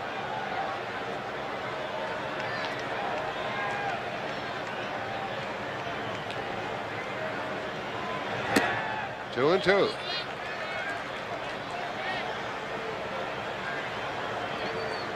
The pitcher warming up, Carl Willis, down in the left field corner. Because the pitcher is due to bat fourth in this seventh inning. And Mack went around. He's the sixth strikeout victim. He is 0 for 3 and 0 for 14. Well, that would, with Willis up, that would indicate that Tom Kelly would probably pinch hit for Morris regardless of whether a runner were in scoring position. If, for instance, there were 2 outs and a man on first, I wonder if that would be the case. Remember, Morris is working on 3 days rest. If it goes to 7 games, Morris will have to come back on Sunday. The Twins have a little bit more of a cushion than the Atlanta Braves since they lead the Braves 2-1. So we'll see what Tom Kelly's going to do. I guess the most interesting scenario is if they go in order, will Morris go back out there? This batter is Pagliarulo, 2 for 2. There's Jack Morris wearing the batting helmet. He may or may not come up in this inning. If he doesn't, it'll be the 8th. Getting late, isn't it? We're 1-1. 1 ball, 2 strikes. Tom Kelly did everything he could to win that game last night. He fired his entire battery of guns at these Braves, but Atlanta won it 5-4 and 12. Pagliarulo lost one into right field. That ball might leave the ballpark. It's going to be gone. Pagliarulo's 3rd hit of the night puts the Twins on top 2-1. Well, they got that big home run against Toronto, and he scores against Atlanta. And that probably will keep Jack Morris in the game. Well, a lot of ways to go right now for Tom Kelly. The big thing is he has the lead, and it's remarkable after that 5th inning that the Braves had. After 2 curveballs on which Pagliarulo swung through, Smoltz tries to come inside, and it looked like Pagliarulo was sitting on it, and he lofts his 2nd postseason home run this year. Now a swinging strike by Gagne. We had some doubts up here at first whether it was going to go, but Pagliarulo knew it was gone. Gagne has struck out twice. And has a strike 2 count now. So you go into the mind of John Smoltz and try to think about, you can see how upset he is. He had blown those 2 curveballs by Pagliarulo. He tried to sneak the fastball by inside, but was unsuccessful. And a foul ball. There's something strange going on here, Tim, in that Smoltz is due to bat 2nd in the bottom of this inning, and there is absolutely nothing doing down in the Atlanta bullpen, so they're going to go with him. I would imagine Bobby Cox is thinking that he probably has time. They do have the bottom of the 7th to get somebody ready. I think it may depend on how far they get in the hole. If it's 2-1, it may be a different pitcher than 3 or 4-1. Still 0-2 to Gagne. And he strikes out for the 3rd time. Olsen throws him out again.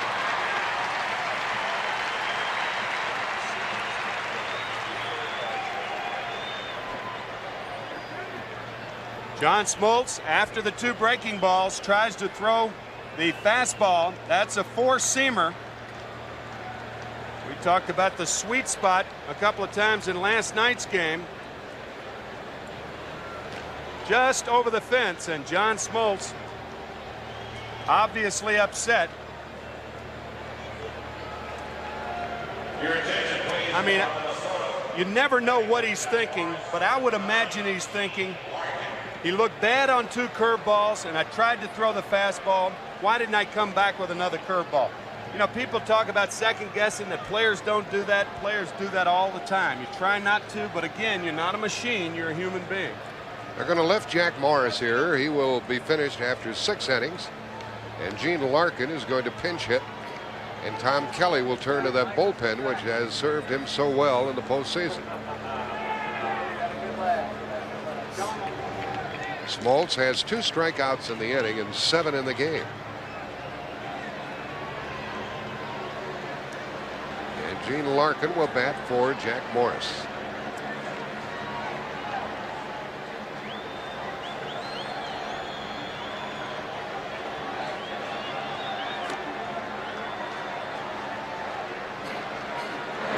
There are 2 out, and there's strike 1. Morris pitched 6 innings, 1 run, 6 hits. Struck out 4 and he walked 3.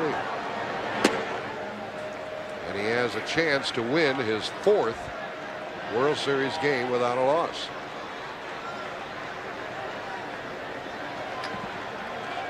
One and 1 to Larkin. He's in the hole now.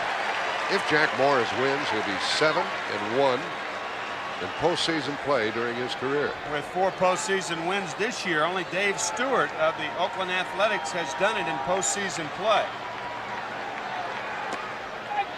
There is, however, one asterisk.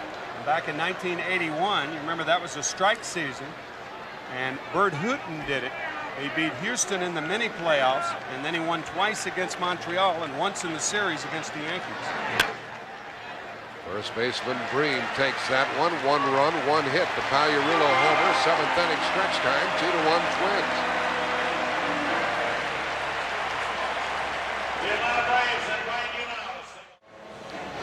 We're in the home half of the 7th, and the Twins lead it 2-1. Pagliarulo has driven home both runs for the Twins. They call on Carl Willis, his 2nd World Series appearance. And as John Smoltz went to the dugout, he was unhappy. Remember those 2 curveballs, swing and a miss by Pagliarulo, and then the fastball he tried to sneak by him? I would imagine that's what he's thinking about right now.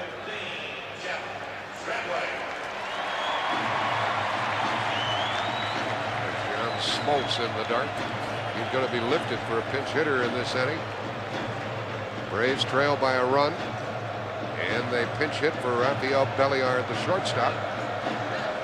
And they send up Jeff Treadway. Treadway, a 300-plus hitter during the regular season.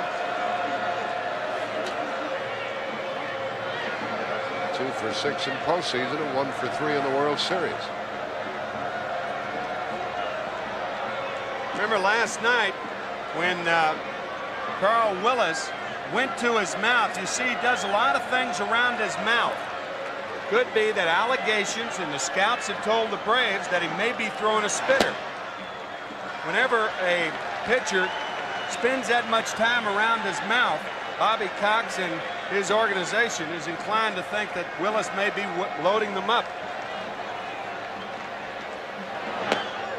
Treadway takes a strike, and it's 1-1. It'll be Treadway, then another pinch hitter, and then Lonnie Smith.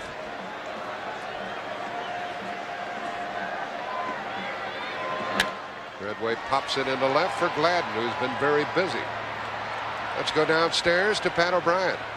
All right, Jack, thank you very much. Sitting with a couple of Cardinals, a couple of catchers, Ted Simmons and Joe Torre. What'd you think of that collision at home plate, Ted? Oh, it's right on the nose. I mean, it gets real exciting in a game when something like that happens. Harper took a severe bolt, but he hung on. The best one or the worst one you've seen? You had one this year in your park. That's one of the best ones, and the other one was when Langford from our ball club knocked out Dalton. We win a ball game. Same type of collision at home plate. He's going to feel it in the morning. Dawn on you guys up there that everybody involved here is a Cardinal. These 2 guys, Harper, Smith, McCarver, and Buck. Back to you.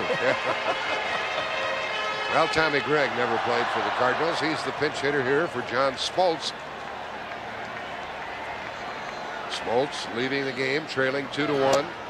Gregg takes ball 1. Pat O'Brien could have put Jim Kaat in that boat too. Kitty, a member of the 1982 World Champion Cardinals. Got 3 of them.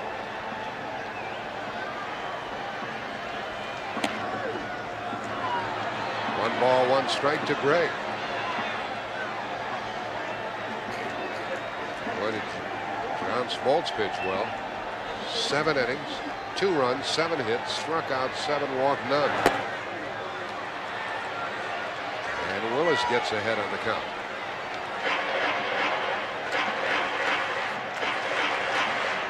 see all that movement around the mouth. You know, the glove goes up there, the hand goes up there. Really not supposed to go to your mouth when you're on the mound. Even though tonight may be cool enough for the umpires to allow the pitchers to blow on their hands. See, there's a lot of movement around there. I mean, that creates suspicion right there. Of course, that's half the battle for a pitcher. Sure. Make them think it. If you're not doing it, make them think you're doing it. 1-2 to the pinch hitter, Tommy Gregg.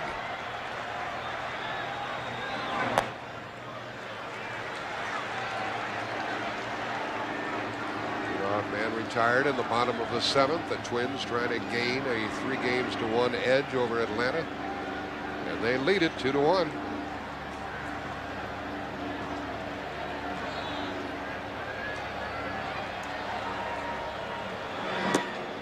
Three and two. Willis walked a couple in his other World Series appearance. New pitcher for Atlanta is going to be Mark Wohlers.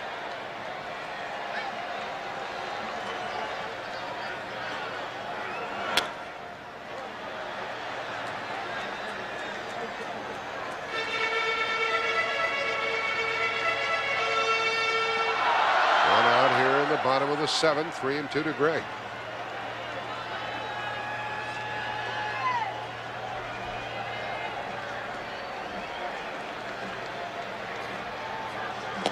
Strike called, and Gregg is down. Willis gets his first strikeout. We have Richie Garcia, who is an American League umpire and with us during the series. Richie, where do you draw the line as far as going to your mouth if you're an umpire and somebody like Carl Willis is up there? Well, the main thing that you want him to do, you notice he goes to his neck. Well, anytime he goes to any part of his skin, the umpires are going to make him wipe. As far as his glove going to his mouth, I personally believe that it's just a habit that he has. I don't believe he's doing anything at all. We've watched him during the season. He's been accused during the season of throwing a spitter. Oh, we've watched him. Right? Well, he's been accused, but we've watched him, and I've watched him myself. Here's Lonnie hitting one, a tot to tie it.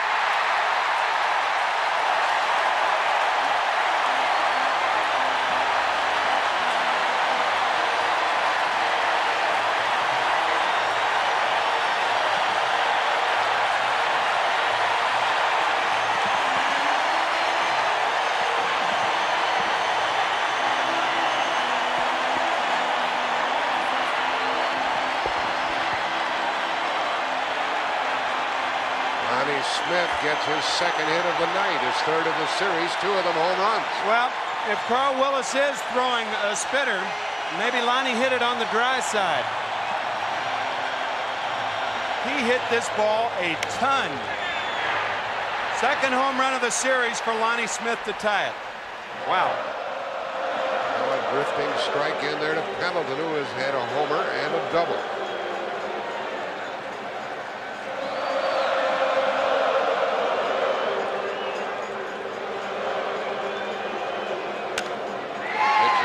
Center, Gladden goes to it and has it, and the inning is over.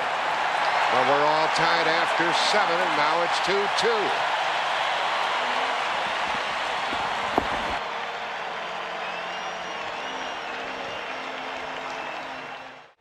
Hitting and pitching. The pitchers try to keep it off the sweet spot, and the hitters try to make contact right there. And that's what Lonnie Smith did, and this game's tied up. From one sweet spot to the other. The new pitcher is Mark Wohlers. He is in his 3rd World Series game. Only pitched an inning and a third. We have a new shortstop. That's Jeff Blauser, playing where Belliard had been playing.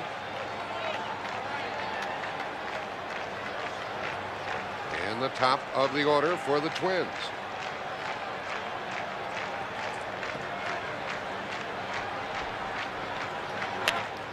Pendleton scoops it. Good play. 1 out. And 0 for 4.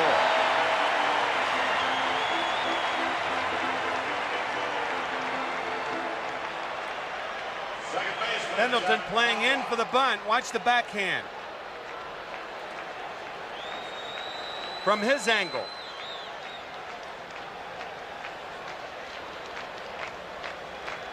Wasn't easy, was it? Soft hands. Made it look easy, though. He sure did. Now at the plate, it's Knobloch.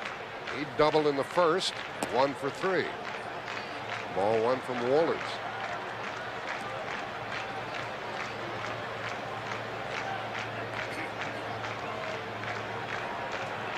Kirby will bat next. Kirby Puckett.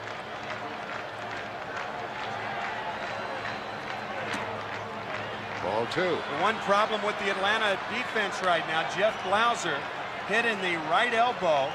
A fungo bat hit him. Pat Corrales, I talked to Jeff before the game. I'm not too sure he'd tell me if his throwing arm were hurting him. And he said it's okay. Now that can be, defined as a lot of things. Is it okay to throw from the hole? We'll see. Wohlers comes back with a strike. This young pitcher, Mark Wohlers, from Holyoke, Mass. His pitching skills not totally refined. He can blow the ball. He can strike you out. And he does issue a few walks. 2-2. I knew you'd get Holyoke in. Oh, yeah. You have to. It's like my reference to Memphis, right? Yeah. Got to get the Paper City on the map. Sure. Right outside Springfield, or is Springfield outside Holyoke? That's about 8 miles from Springfield.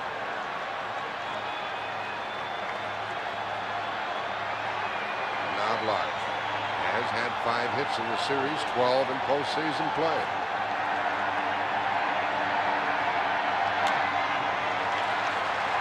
Think of all the hometowns represented here on both clubs. In this country, Latin America, Canada. It's the beauty of baseball, isn't it? Sure is. Brings them all together. All sorts of folks from everywhere.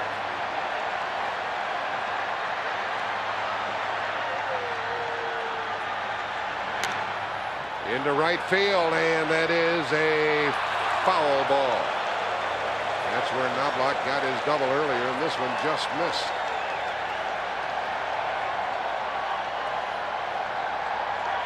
Watch Drew Coble, the right field umpire. Now, boy, that's about as close as you can get. I mean, you can't get any closer to calling a ball. That ball was right near his feet. That's why there are 6 umpires carried in postseason play. Drew Coble right on it. Almost hit him. Yeah, he's had some tough plays to call. That's the thing about an umpire. See, if you're in foul territory and the ball hits you, you know it's foul.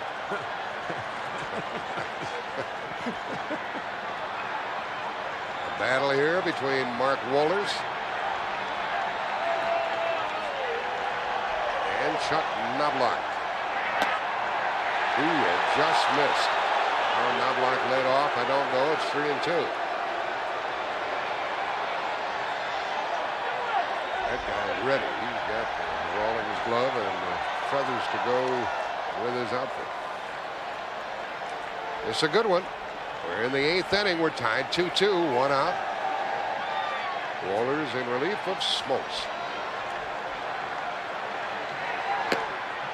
And Knobloch gets on base with 1 out ahead of Puckett. Game 5 right here at Atlanta's Fulton County Stadium tomorrow night. And our starting time, 8 o'clock Eastern time. Kevin Tampany, a winner earlier against Tommy Glavine, coming back on 3 days rest, both of these pitchers. Glavine was a loser in this series to this point. Well, Bobby Cox comes out. And he's already made the call for Mike Stanton. He'll be the 3rd Atlanta hurler.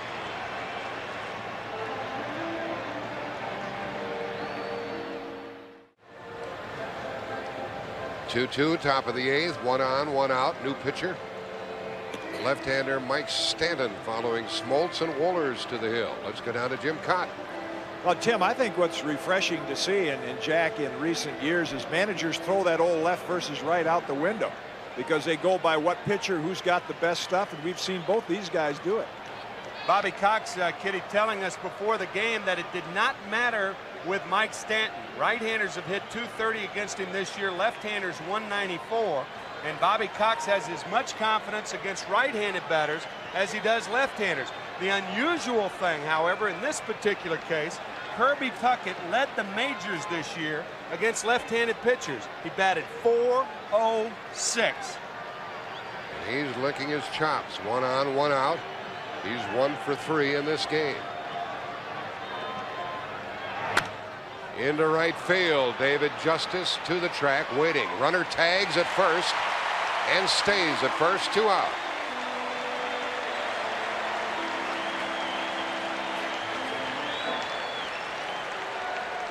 Now the left-handed batter will come up. And Ken Herbeck. First pitch hitting. Kirby Puckett chooses one. Can't get around on it. Mike Stanton with 74 appearances this year as a rookie. That's 4 shy of Tim Burke's rookie record back in 1985. Herbeck is wearing the collar. Gets a big swing and fouls the ball. He's an everyday player, and left-handers don't bother him, and he has an opposite field stroke sometimes with power. How about Puckett? 1 for 4 and 2 out of 16. They're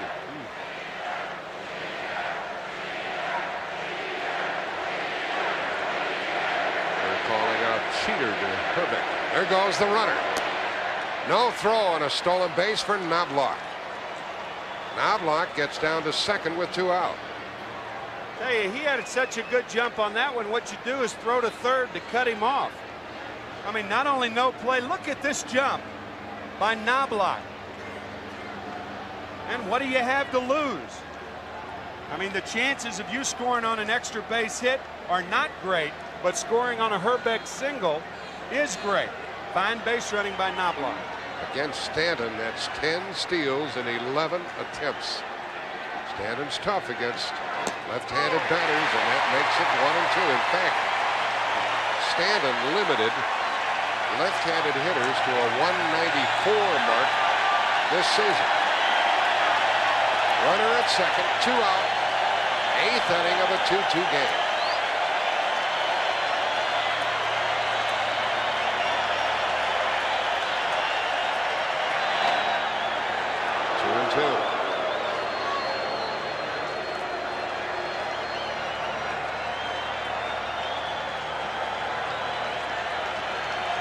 Fastball up and in to Ken Herbeck. And it evens the count 2 and 2. Little old hit would put the Twins on top.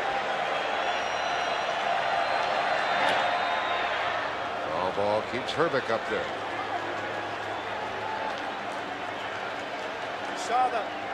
You saw the high and tight one, and now here's the breaking ball to Herbeck. And he just stays alive.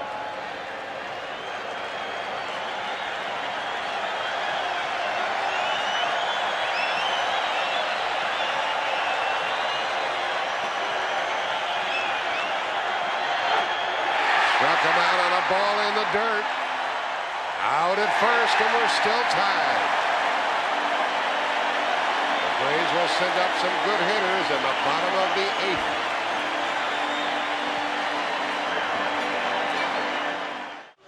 Terry Pendleton with a bad left knee that's going to demand an operation when the series is over. Being worked on between innings here by one of the Atlanta trainers. We are in the bottom of the 8th inning. Cinderella Braves are serious. Well, this is a serious game here.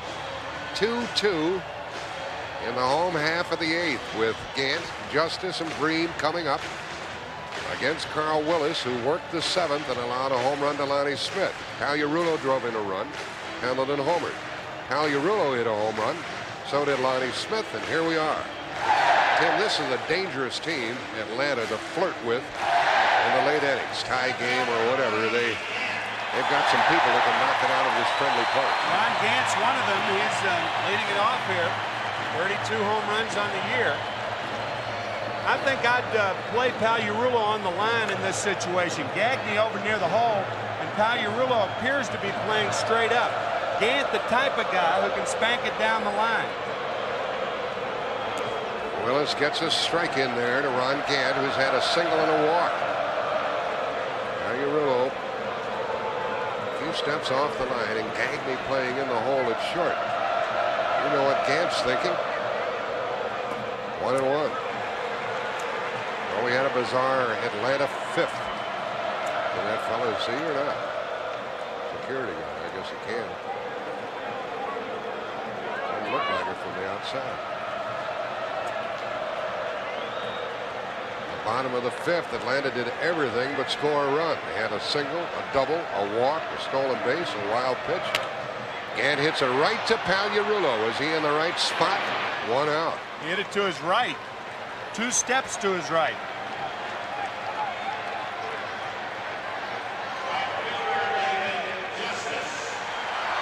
Here it is right here. 2 steps to his right, 2 steps and have a ball. That's exactly what Pagliarulo did. And we're going to have another pitcher as Tom Kelly comes out.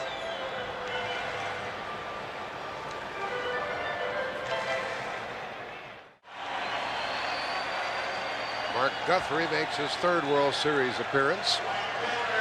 Left-hander, born in Buffalo, New York, lives in Venice, Florida. Takes over with the bases empty, 1 out, bottom of the 8th. And his first opponent will be David Justice. He is 0 for 2 with a walk. 2-2 the score, bottom of the 8th. Ball 1.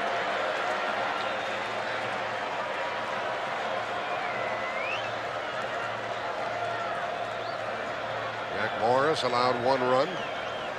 And Carl Willis a run. 1 ball, 1 strike.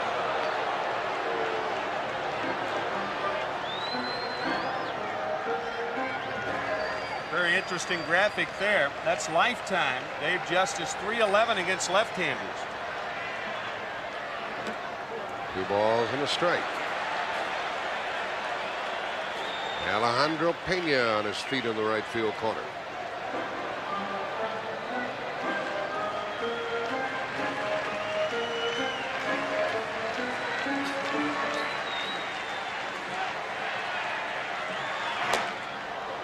And 2 to Justice.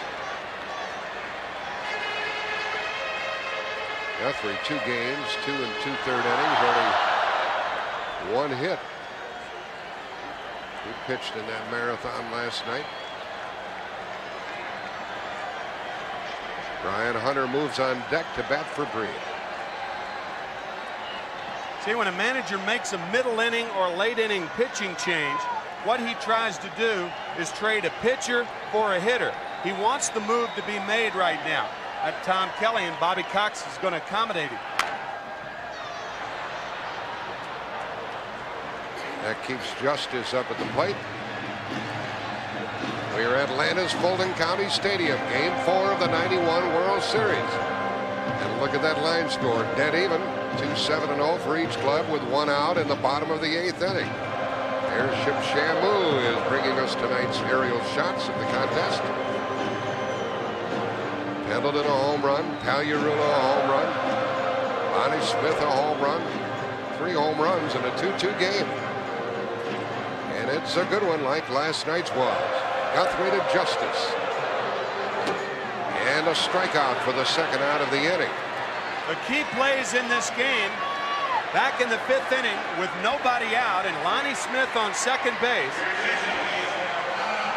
Long drive by Ron Gant, or make that Terry Pendleton to center field. And the collision at home plate, remarkably, Brian Harper holds onto the ball. And then several pitches later, with 1 out and Pendleton on, I should say that was a Greg Gagne squeeze play that didn't work in the 4th inning. So those are 2 of the plays that haven't worked for either team.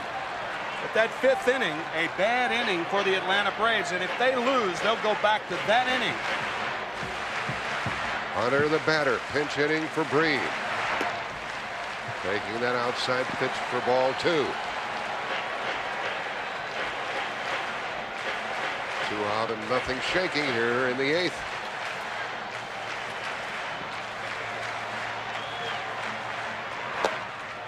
That missed. I would guess that Hunter is swinging.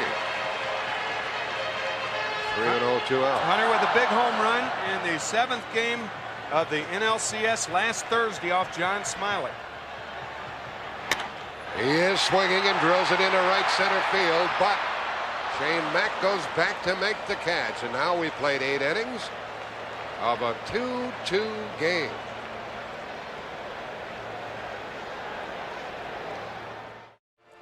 Tied after 8 innings at 2. Lonnie Smith tied it with a home run in the 7th inning. We mentioned that key 5th inning with Brian Harper leading off here in the 9th. Worth showing again. You saw the collision by Lonnie Smith, and now look at the play that Harper makes on Terry Pendleton. The first 2 outs of that inning recorded by Harper in a most, again, bizarre way. One with the collision with Lonnie Smith, and then the wild pitch and getting Terry Pendleton.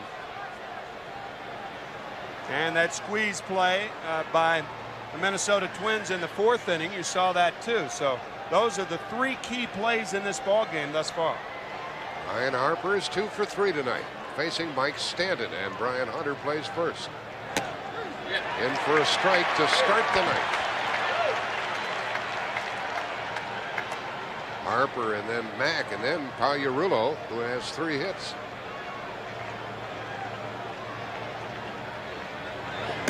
Harper 6 out of 12 in the series. And he's a home run threat in this park. He hit 10 during the season.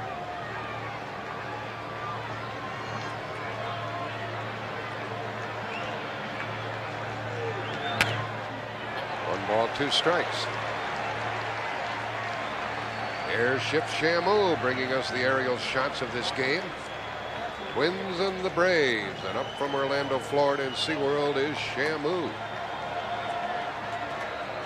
Quite a sight in itself, isn't it? 2 balls, 2 strikes.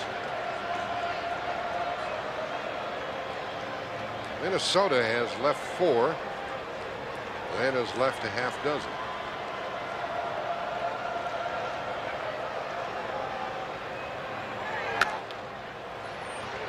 Foul ball, I believe. Yep, out of play.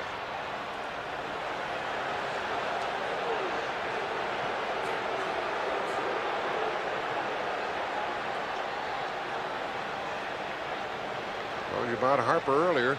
Not many walks, not many strikeouts. He makes contact. He's to be reckoned with. See Harper talking to himself. Right there, you could see he's got a code in hitting. You could see him move his lips. He's got a code in hitting. It's probably keep the front shoulder in or one key. You could see him talk right before he got in the box. A lot of hitters do that.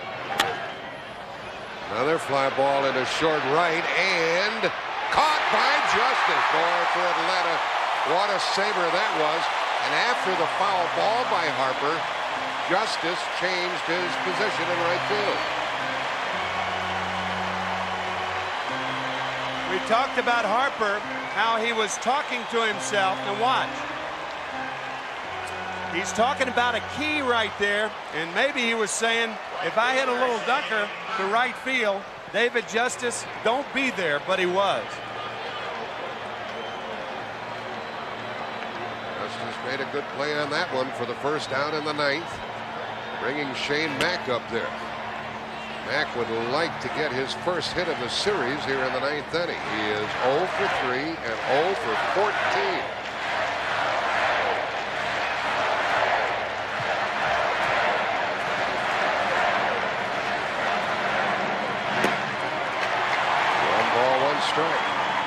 You'd think with 50,000 plus people in the stands that you wouldn't be lonely out there, but some guys get lonely and they talk to themselves. Pitchers do it all the time.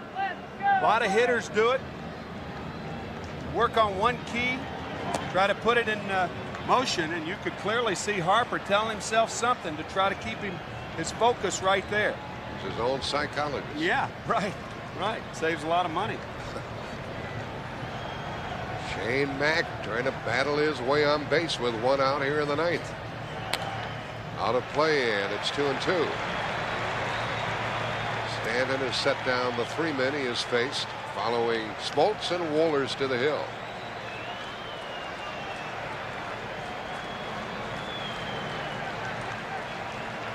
Sid Bream taking a baseball apart, trying to find a message in there.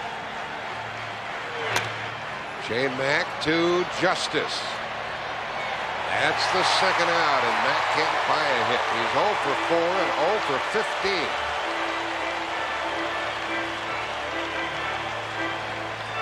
Twins leading 2-1, but tied here 2-2 in the ninth. Twins with many opportunities to score last night, and it was the Atlanta Braves who came through. The hit by Mark Lemke in the 12th inning, and the Atlanta Braves all year have come from nowhere to win ball games. Steve Avery, the starter last night. Atlanta winning the National League Western Division by 1 game over the Dodgers. Then coming from behind to beat the Pirates. They're behind in this series. Ball 1 to Scott Leas, sent up there by Tom Kelly to bat for Pagliarulo. Pagliarulo singled and drove home a run in the second. Got another hit in the fourth and hit a home run in the seventh to put the Twins on top for a brief period of time.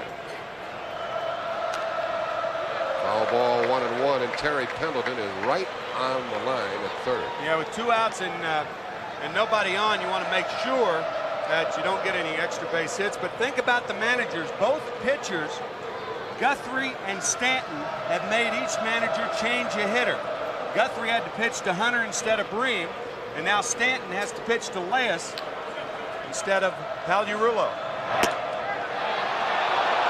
Groans on that call. 2 balls and a strike. And as we found out last night, it is possible to run out of players, huh? Minnesota did everything but that. Had only 2 starting pitchers on the bench when the game was over. Now Stanton behind on the count to Leas, who stroked a game-winning home run for the Twins in game 2. That's a strike.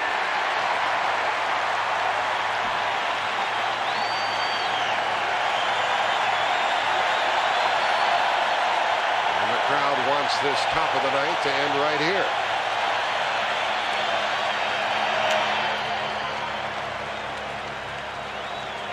Game 2 in the 8th inning. This is what Scott Leas did. Tommy Glavine.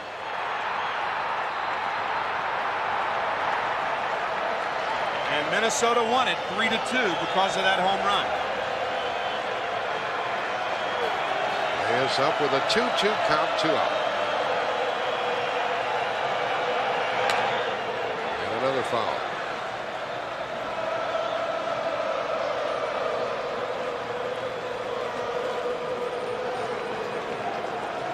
If you're doing the chop and you have a foul ball landed, that kind of messes up the section that was doing the chop. They have to catch the foul ball. That section right below us, that kind of messed up their chop there.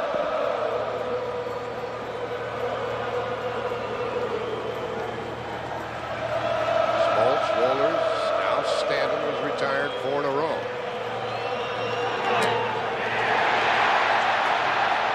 No, says the first base umpire, 3-2.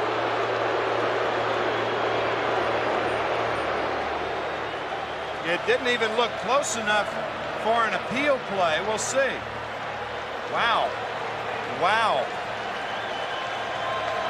Wow. Yeah. He could have gone around then. That was very close. Now it's 3-2. And a base hit, perhaps. Lonnie grabbed it. Oh, that ball was knuckling out there, and he caught it to send us tied into the bottom of the 9th inning, 2-2.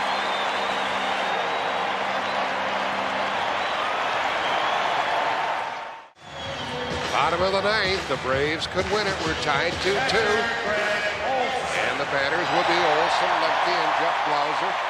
Blauser replaced Belliard. Those are the 6, 7, and 8 hitters.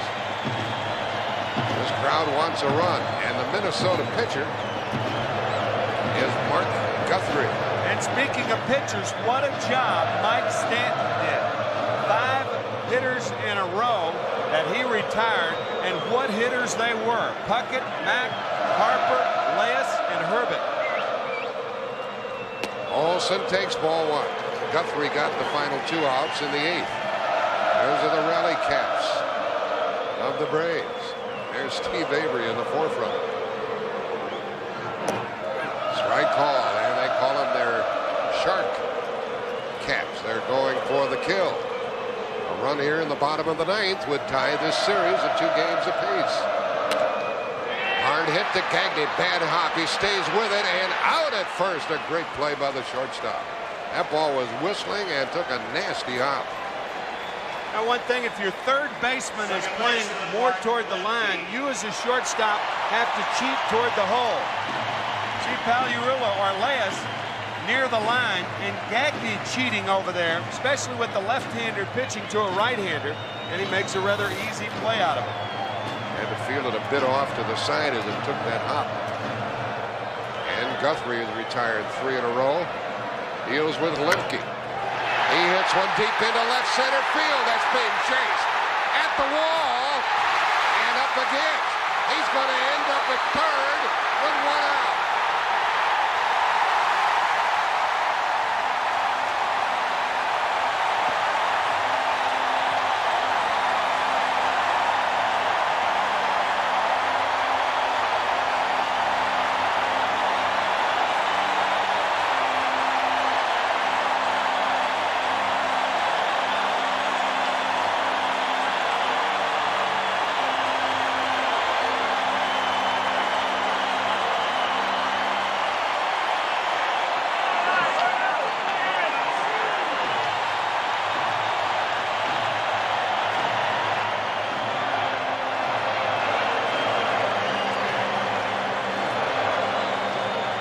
Triple by Lemke.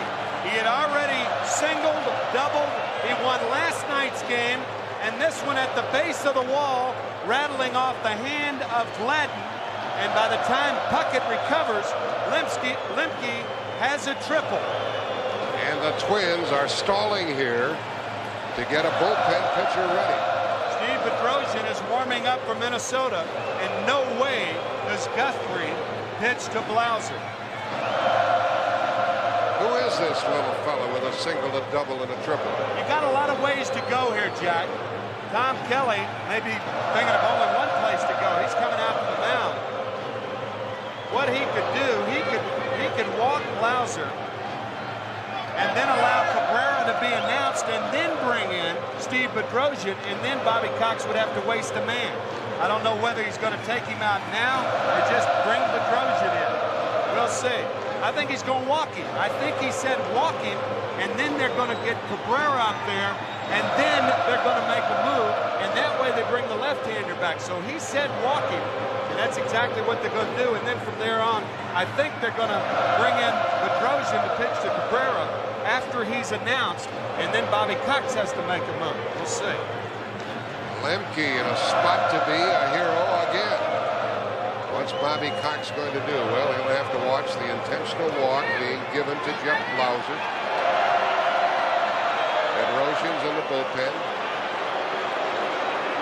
And Atlanta has a pinch hitter on deck. But he's not going to be able to hit. They're going to bring Bedrosian in to pitch to Cabrera. The Braves have one other left-hander left, Jerry Willard. Well, we'll see what comes of it as Tim McCarver thinks as a manager and tries to forecast the many possibilities. Lemke keeping a wary eye on home plate as the intentional walk is being effected here. Regardless of what happens, the outfield is in. The outfield really is playing a deep infield position because a long fly ball right now is going to score the runner anyway. That's why you pull the outfield in. Now they're going to wait until Cabrera is announced, and we'll take another look at the triple by Mark Lemke. He finds the gap, and he finds third base too. And that's what's going to happen. Cabrera was announced, and now Kelly's going to come out and make the move and bring Bedrosian in. Bedrosian will pitch to either Cabrera or another pinch hitter. Well, now Bedrosian is in the game. Tight spot for the Twins.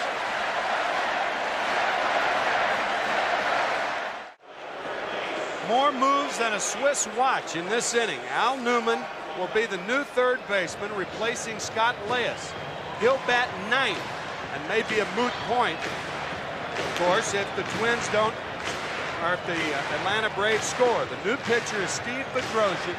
He'll bat seventh. So Tom Kelly employed the double switch against Bobby Cox. Bobby Cox had sent Francisco Cabrera up on deck. And then Tom Kelly came out. He took the left-hander Guthrie out.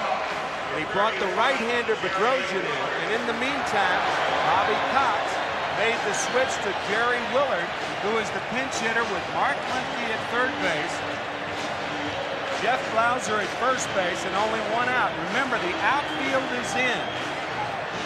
There's no way you give up a long fly ball in this situation. Long fly ball, the game is over. See how shallow the outfielders are? The infield, remarkably, is in double play depth. Jerry Willard, the pinch hitter, a much-traveled ball player, in a spot to be an Atlanta hero. First and third, one out, and ball one. On a slow hit ball to the middle infielders, the game's over. I think the middle infielders have to protect themselves and at least play halfway in case the ball's hit slowly to where they'd have a play at the plate. But they're back in double play depth. One ball, one strike as Willard took a big swing. This fella has played at Bend, the Peninsula, Reading, Oklahoma, Charleston, Cleveland, Maine, Tacoma, Birmingham, Vancouver, the White Sox, and he's had only 14 at-bats this year. You really take a chance playing the middle infielders back. Knobloch is in a step or two, but Gagne is back all the way for the double play. Out of play, and Willard is in the hole, 1 and 2. This is not an easy task for a fellow who doesn't bat very often to take on Steve Bedrosian. Tom Kelly probably thinking that Willard is not a fast runner, and even on a slowly hit ball, they may still have a chance for a double play. Triple by Lemke. The intentional walk followed to Blauser, and now Willard, the pinch hitter, is in the hole with one out. That's going to be a winner for Atlanta. The runner tags at third. Here's the throw from Matt. Here's Lemke. He is out. Safe. They called him safe. And Atlanta wins. They were tied 2 games apiece.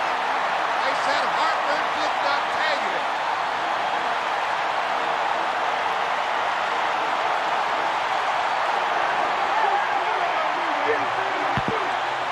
Harper can't believe it.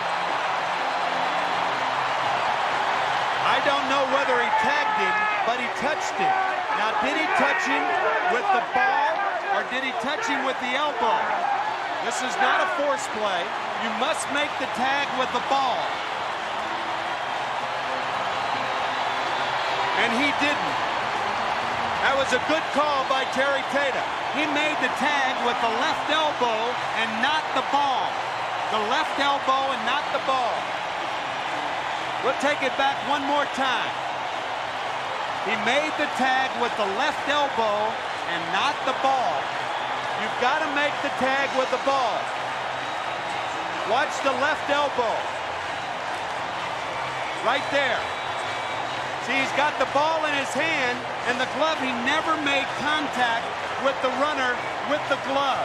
And the ball's in the glove, and that was a good call by Terry Tatum. See, you've got to make the tag. On a tag play, you've got to make the tag with the ball. He tagged him with the elbow right there. But he never made the tag with the ball. And the ball's in the glove.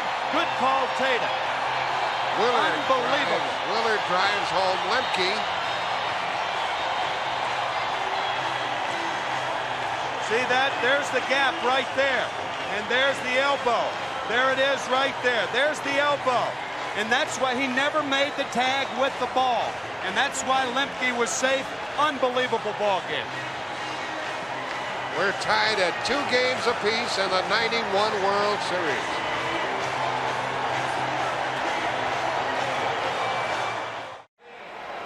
the heels of last night's 12-inning thriller, we get another dandy here Welcome tonight. back to Atlanta Fulton With County Atlanta Stadium. leading, Atlanta has winning just the game 3-2 and tied at 2 games apiece. I will read from the rule book on that play that ended the game. A tag, listen closely, folks, a tag is touching a runner with the ball or with his hand or glove holding the ball while holding the ball securely and firmly in his hand or glove. You must touch him with the ball or with the glove with the ball in it.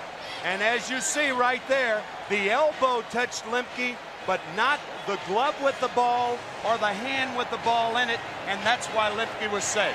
Right on, Tim McCarver, and here is Jim Kaat. The hero of last night's game, and again tonight in the middle of it, Mark Lemke described that play that Tim McCarver just read the rule. Brian Harper made contact with you, but he didn't tag you. Yeah, I kind of bumped him on his shoulder and slid around the outside. I think that was a situation where if I go after the catcher and knock the catcher over, I think I'm out. I tried to get around Brian. He gave me the shoulder into my side, and I was lucky enough to get around and get my hand on home plate, and he didn't never get the glove on me. You know, you made an interesting point. You'd like to get excited looking at this, but these 2 nights emotionally drain you. Yeah, these are the most emotionally drained games I've ever been through this season, and you know, you want to be so excited about it, but you know, you're just tired and you're drained, and you just want to look forward to a nice quiet place, some rest, and look forward to tomorrow night's game. Well, you'll get that and look forward to it and enjoy the times and the memories. Let's go back to Pat O'Brien. WAGA-TV Atlanta. Brenda Wood, John Marler, Ken Cook Weather, Jeff Hullinger Sports, and the Eyewitness News team. This is Channel 5 Eyewitness News. This is how it looks right now, live from Atlanta Fulton County Stadium. The fans are leaving. Atlanta fans have reason to celebrate. Once again, with the pressure on, their Braves come through, this time in the bottom of the 9th. This is a night fans will long remember, a night their Braves pull neck to neck in the quest for the biggest prize in baseball. Good evening. The World Series is now tied at 2 games apiece. The Atlanta Braves have done it again. Tonight in Game 4, they defeat the best team in the American League for a 2nd night in a row. Or to be precise, for the 2nd time today, the Braves won Game 3 in the early hours this morning. Let's begin our live team coverage with Jeff Hullinger down at the stadium. Jeff. John, does history repeat itself? Well, if you are a member of the Braves or an Atlanta Braves fan, it certainly has within the last 24 hours. Another miracle victory, 3-2. And again, the linchpin of all of this, it is Mark Lemke. Lemke coming through as he did last night with the clutch play. If somebody were to tell you last April that Jerry Willard would hit a sac fly to drive in Mark Lemke in the bottom of the 9th of a World Series game at Fulton County Stadium, you would have shook your head and say, no way. That simply cannot happen. But it has happened, and the Braves have knotted this series at 2-2 with the Minnesota Twins. Game 5 tomorrow in Fulton County Stadium. The crowds have gathered even more behind me. They are shouting. They are psyched. Mary Shalvarchian is also at Fulton County Stadium. Mary, what do you have for us? Jeff, the energy out here is unbelievable right now. They came charging out of this stadium about 15 minutes ago, but there's no sense of disbelief here. This is the crowd that has had faith in this team, that has watched this team do this exact same thing for 2 months now. A lot of these people were here much earlier today, started the celebrating hours before the game even began here at the stadium. We have our fried chicken, we've got our pickled okra, we have our variety of sandwiches, all the different types there for whoever needs. Some chili squares, and when we come back after the game, we have some chocolate chip cookies. We have the hot shrimp and the regular shrimp, and we had the pastas, 2 kinds. We have chicken wings and hamburgers. This is the World Series, once in a lifetime. So we're going to go first class all the way. First class meant everything from gourmet seafood to sausage to our personal least favorite, rice cakes and celery. This plate is pretty representative of the 4 basic parking lot food groups. And who did the menu for you guys? Actually, Kroger. Tailgaters get here sometimes 5 or 6 hours before the game begins. It's part of the show. It goes with the macaroni. It's just like a big party, and it's a great atmosphere, kids running around, and a lot of people looking for tickets, though, and I'm glad I'm not one of them. That big party has a distinct carnival atmosphere. Thousands of people milled around the stadium as the sun set. VIPs had their own private tent, but we're really missing the fun. Next crane to watch a baseball sewing demonstration. A lot stood around taking it all in. A few were more interested in each other. Those interested in pregame protein says it was social and even practical, as well as nutritional. Always sit around and we, talk to people and cook and just relax. So there don't have to be no hassle getting in there, going in and watch the game. And all that calm confidence paid off. Another win. I think everybody at this point becomes kind of an expert on baseball and would say that they knew the Braves were going to have to take the first 2 games here. They did, and I'm sure that I can speak to this crowd and saying they believe they will come back and do it again tomorrow, Jeff. Right, Mary, I think New Year's Eve has come a little bit early to Atlanta. What's going to happen if the Braves win tomorrow night and win down the road? Man, it is going to be a wild house here in Atlanta. There were a lot of people outside of Fulton County Stadium tonight trying to get in. Some were successful, some were not. But all had one thing in common. They were trying to get into this, Game 4 of the World Series. Sally Sears has more in this report. The opening pitch looked pretty good from the parking lot. Butch Cleland brought a widescreen television down from Cedartown. The atmosphere, next to the crowd, next to Atlanta Stadium. For other people, the parking lot was just not good enough. $500 for 2 tickets. Still haven't had any luck. They're wanting $500 for 1. Let's just see what happens as I walk around with 4 real live tickets in my hand. How about a night on the town with me and $100? Can somebody give me a ticket, please? So I'd be willing to pay $300 or $400 for a good seat. How much do you think a ticket is worth right now? 100. How much will it be worth in an hour? 200. How much will it be worth after the game starts? Probably about 50. I don't believe you can walk around the stadium, which is a mile in circumference, and still have them in your hand. An 8-week-old Brave from Woodstock was waiting for a ticket. A 9-year-old Brave from Dunwoody got a pair for free last night. 15 minutes before the game started, we had the TV turned on, and this guy comes up and asks me if I wanted to watch it on the TV or go inside. I say go inside, and he gives us 2 tickets. I know there's tooth fairies and there's Santa Claus, and I definitely believe in the ticket fairy. And we're back here tonight. They're hoping the Wind Fairy visits the Braves dugout tonight. At Atlanta Fulton County Stadium, Sally Sears, Channel 5 Eyewitness News. All right, Sally, thank you very much. If you think people wanted tickets tonight, well, wait till you see tomorrow night. If you can't get in, you'll see it right here on Channel 5.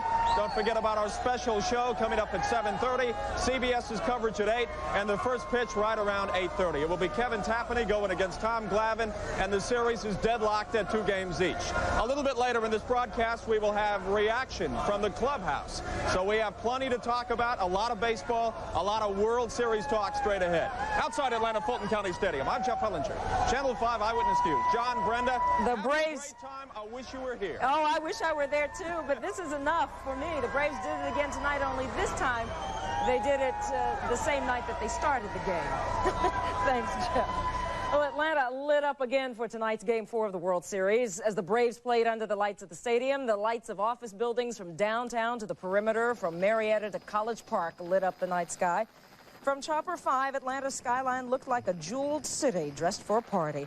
And that's just what business and civic leaders wanted to show off to the world. The path to victory is well lit here in Atlanta. And well lit for all Atlanta visitors is this sign at Hartsfield Airport. Just in case someone drops in from another planet and doesn't know, the sign gives a clear message. It's home to big baseball right now.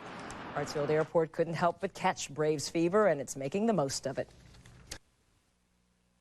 It's what the fans wanted. It's what we all hoped for. The Braves have evened the score. Let's go back to the stadium, back to Jeff Hullinger for a little more of the action. Jeff? Brenda, John, this World Series has had a little bit of everything, and now we've had 2 very controversial plays. First of all, you think about what went on inside the Minneapolis Metrodome when Ken Herbeck wrestled Ron Gant off first base, at least from the perspective of the Atlanta fans.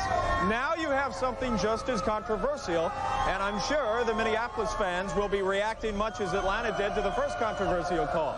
Did Mark Lemke, was he tagged or was he not by the catcher? Well, the replay showed that the ball did not tag, or the ball was not on Mark Lemke, which is as the rule book states, according to Tim McCarver. Well, like I said, we made contact, you know, and I in the heat of the moment I did, you know, but, you know, I really don't know, to be honest with you. I thought he was out. I caught the ball and we made contact, and so I just, I thought he was out. No, I have not. Well, I think it's made me feel good all season long anytime I could contribute to the ball club, and be able to do it now at this point in the season just, you know, it makes you feel real good. Mark, do you feel like you're a World Series hero yet?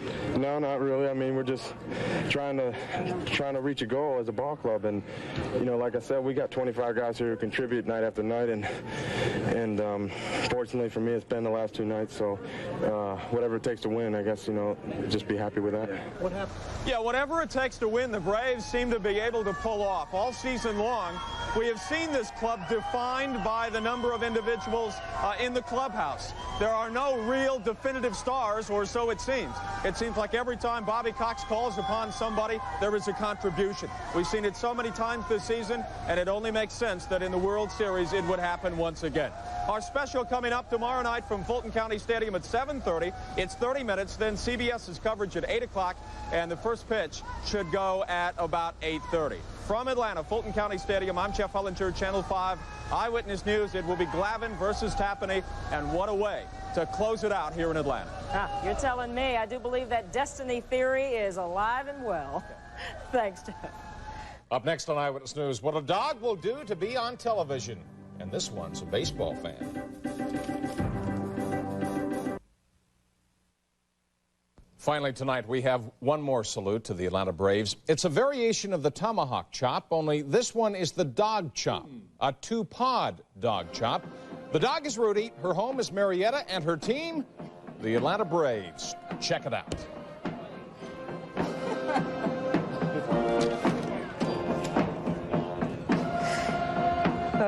I'd love to see what she'd do with a hanky. Don't even want to think Homer about that. Hanky. That's it for this edition of Eyewitness News. Thanks for joining us. I'm Brenda Wood. And I'm John Marler. Thanks for making us your choice for news. Good night.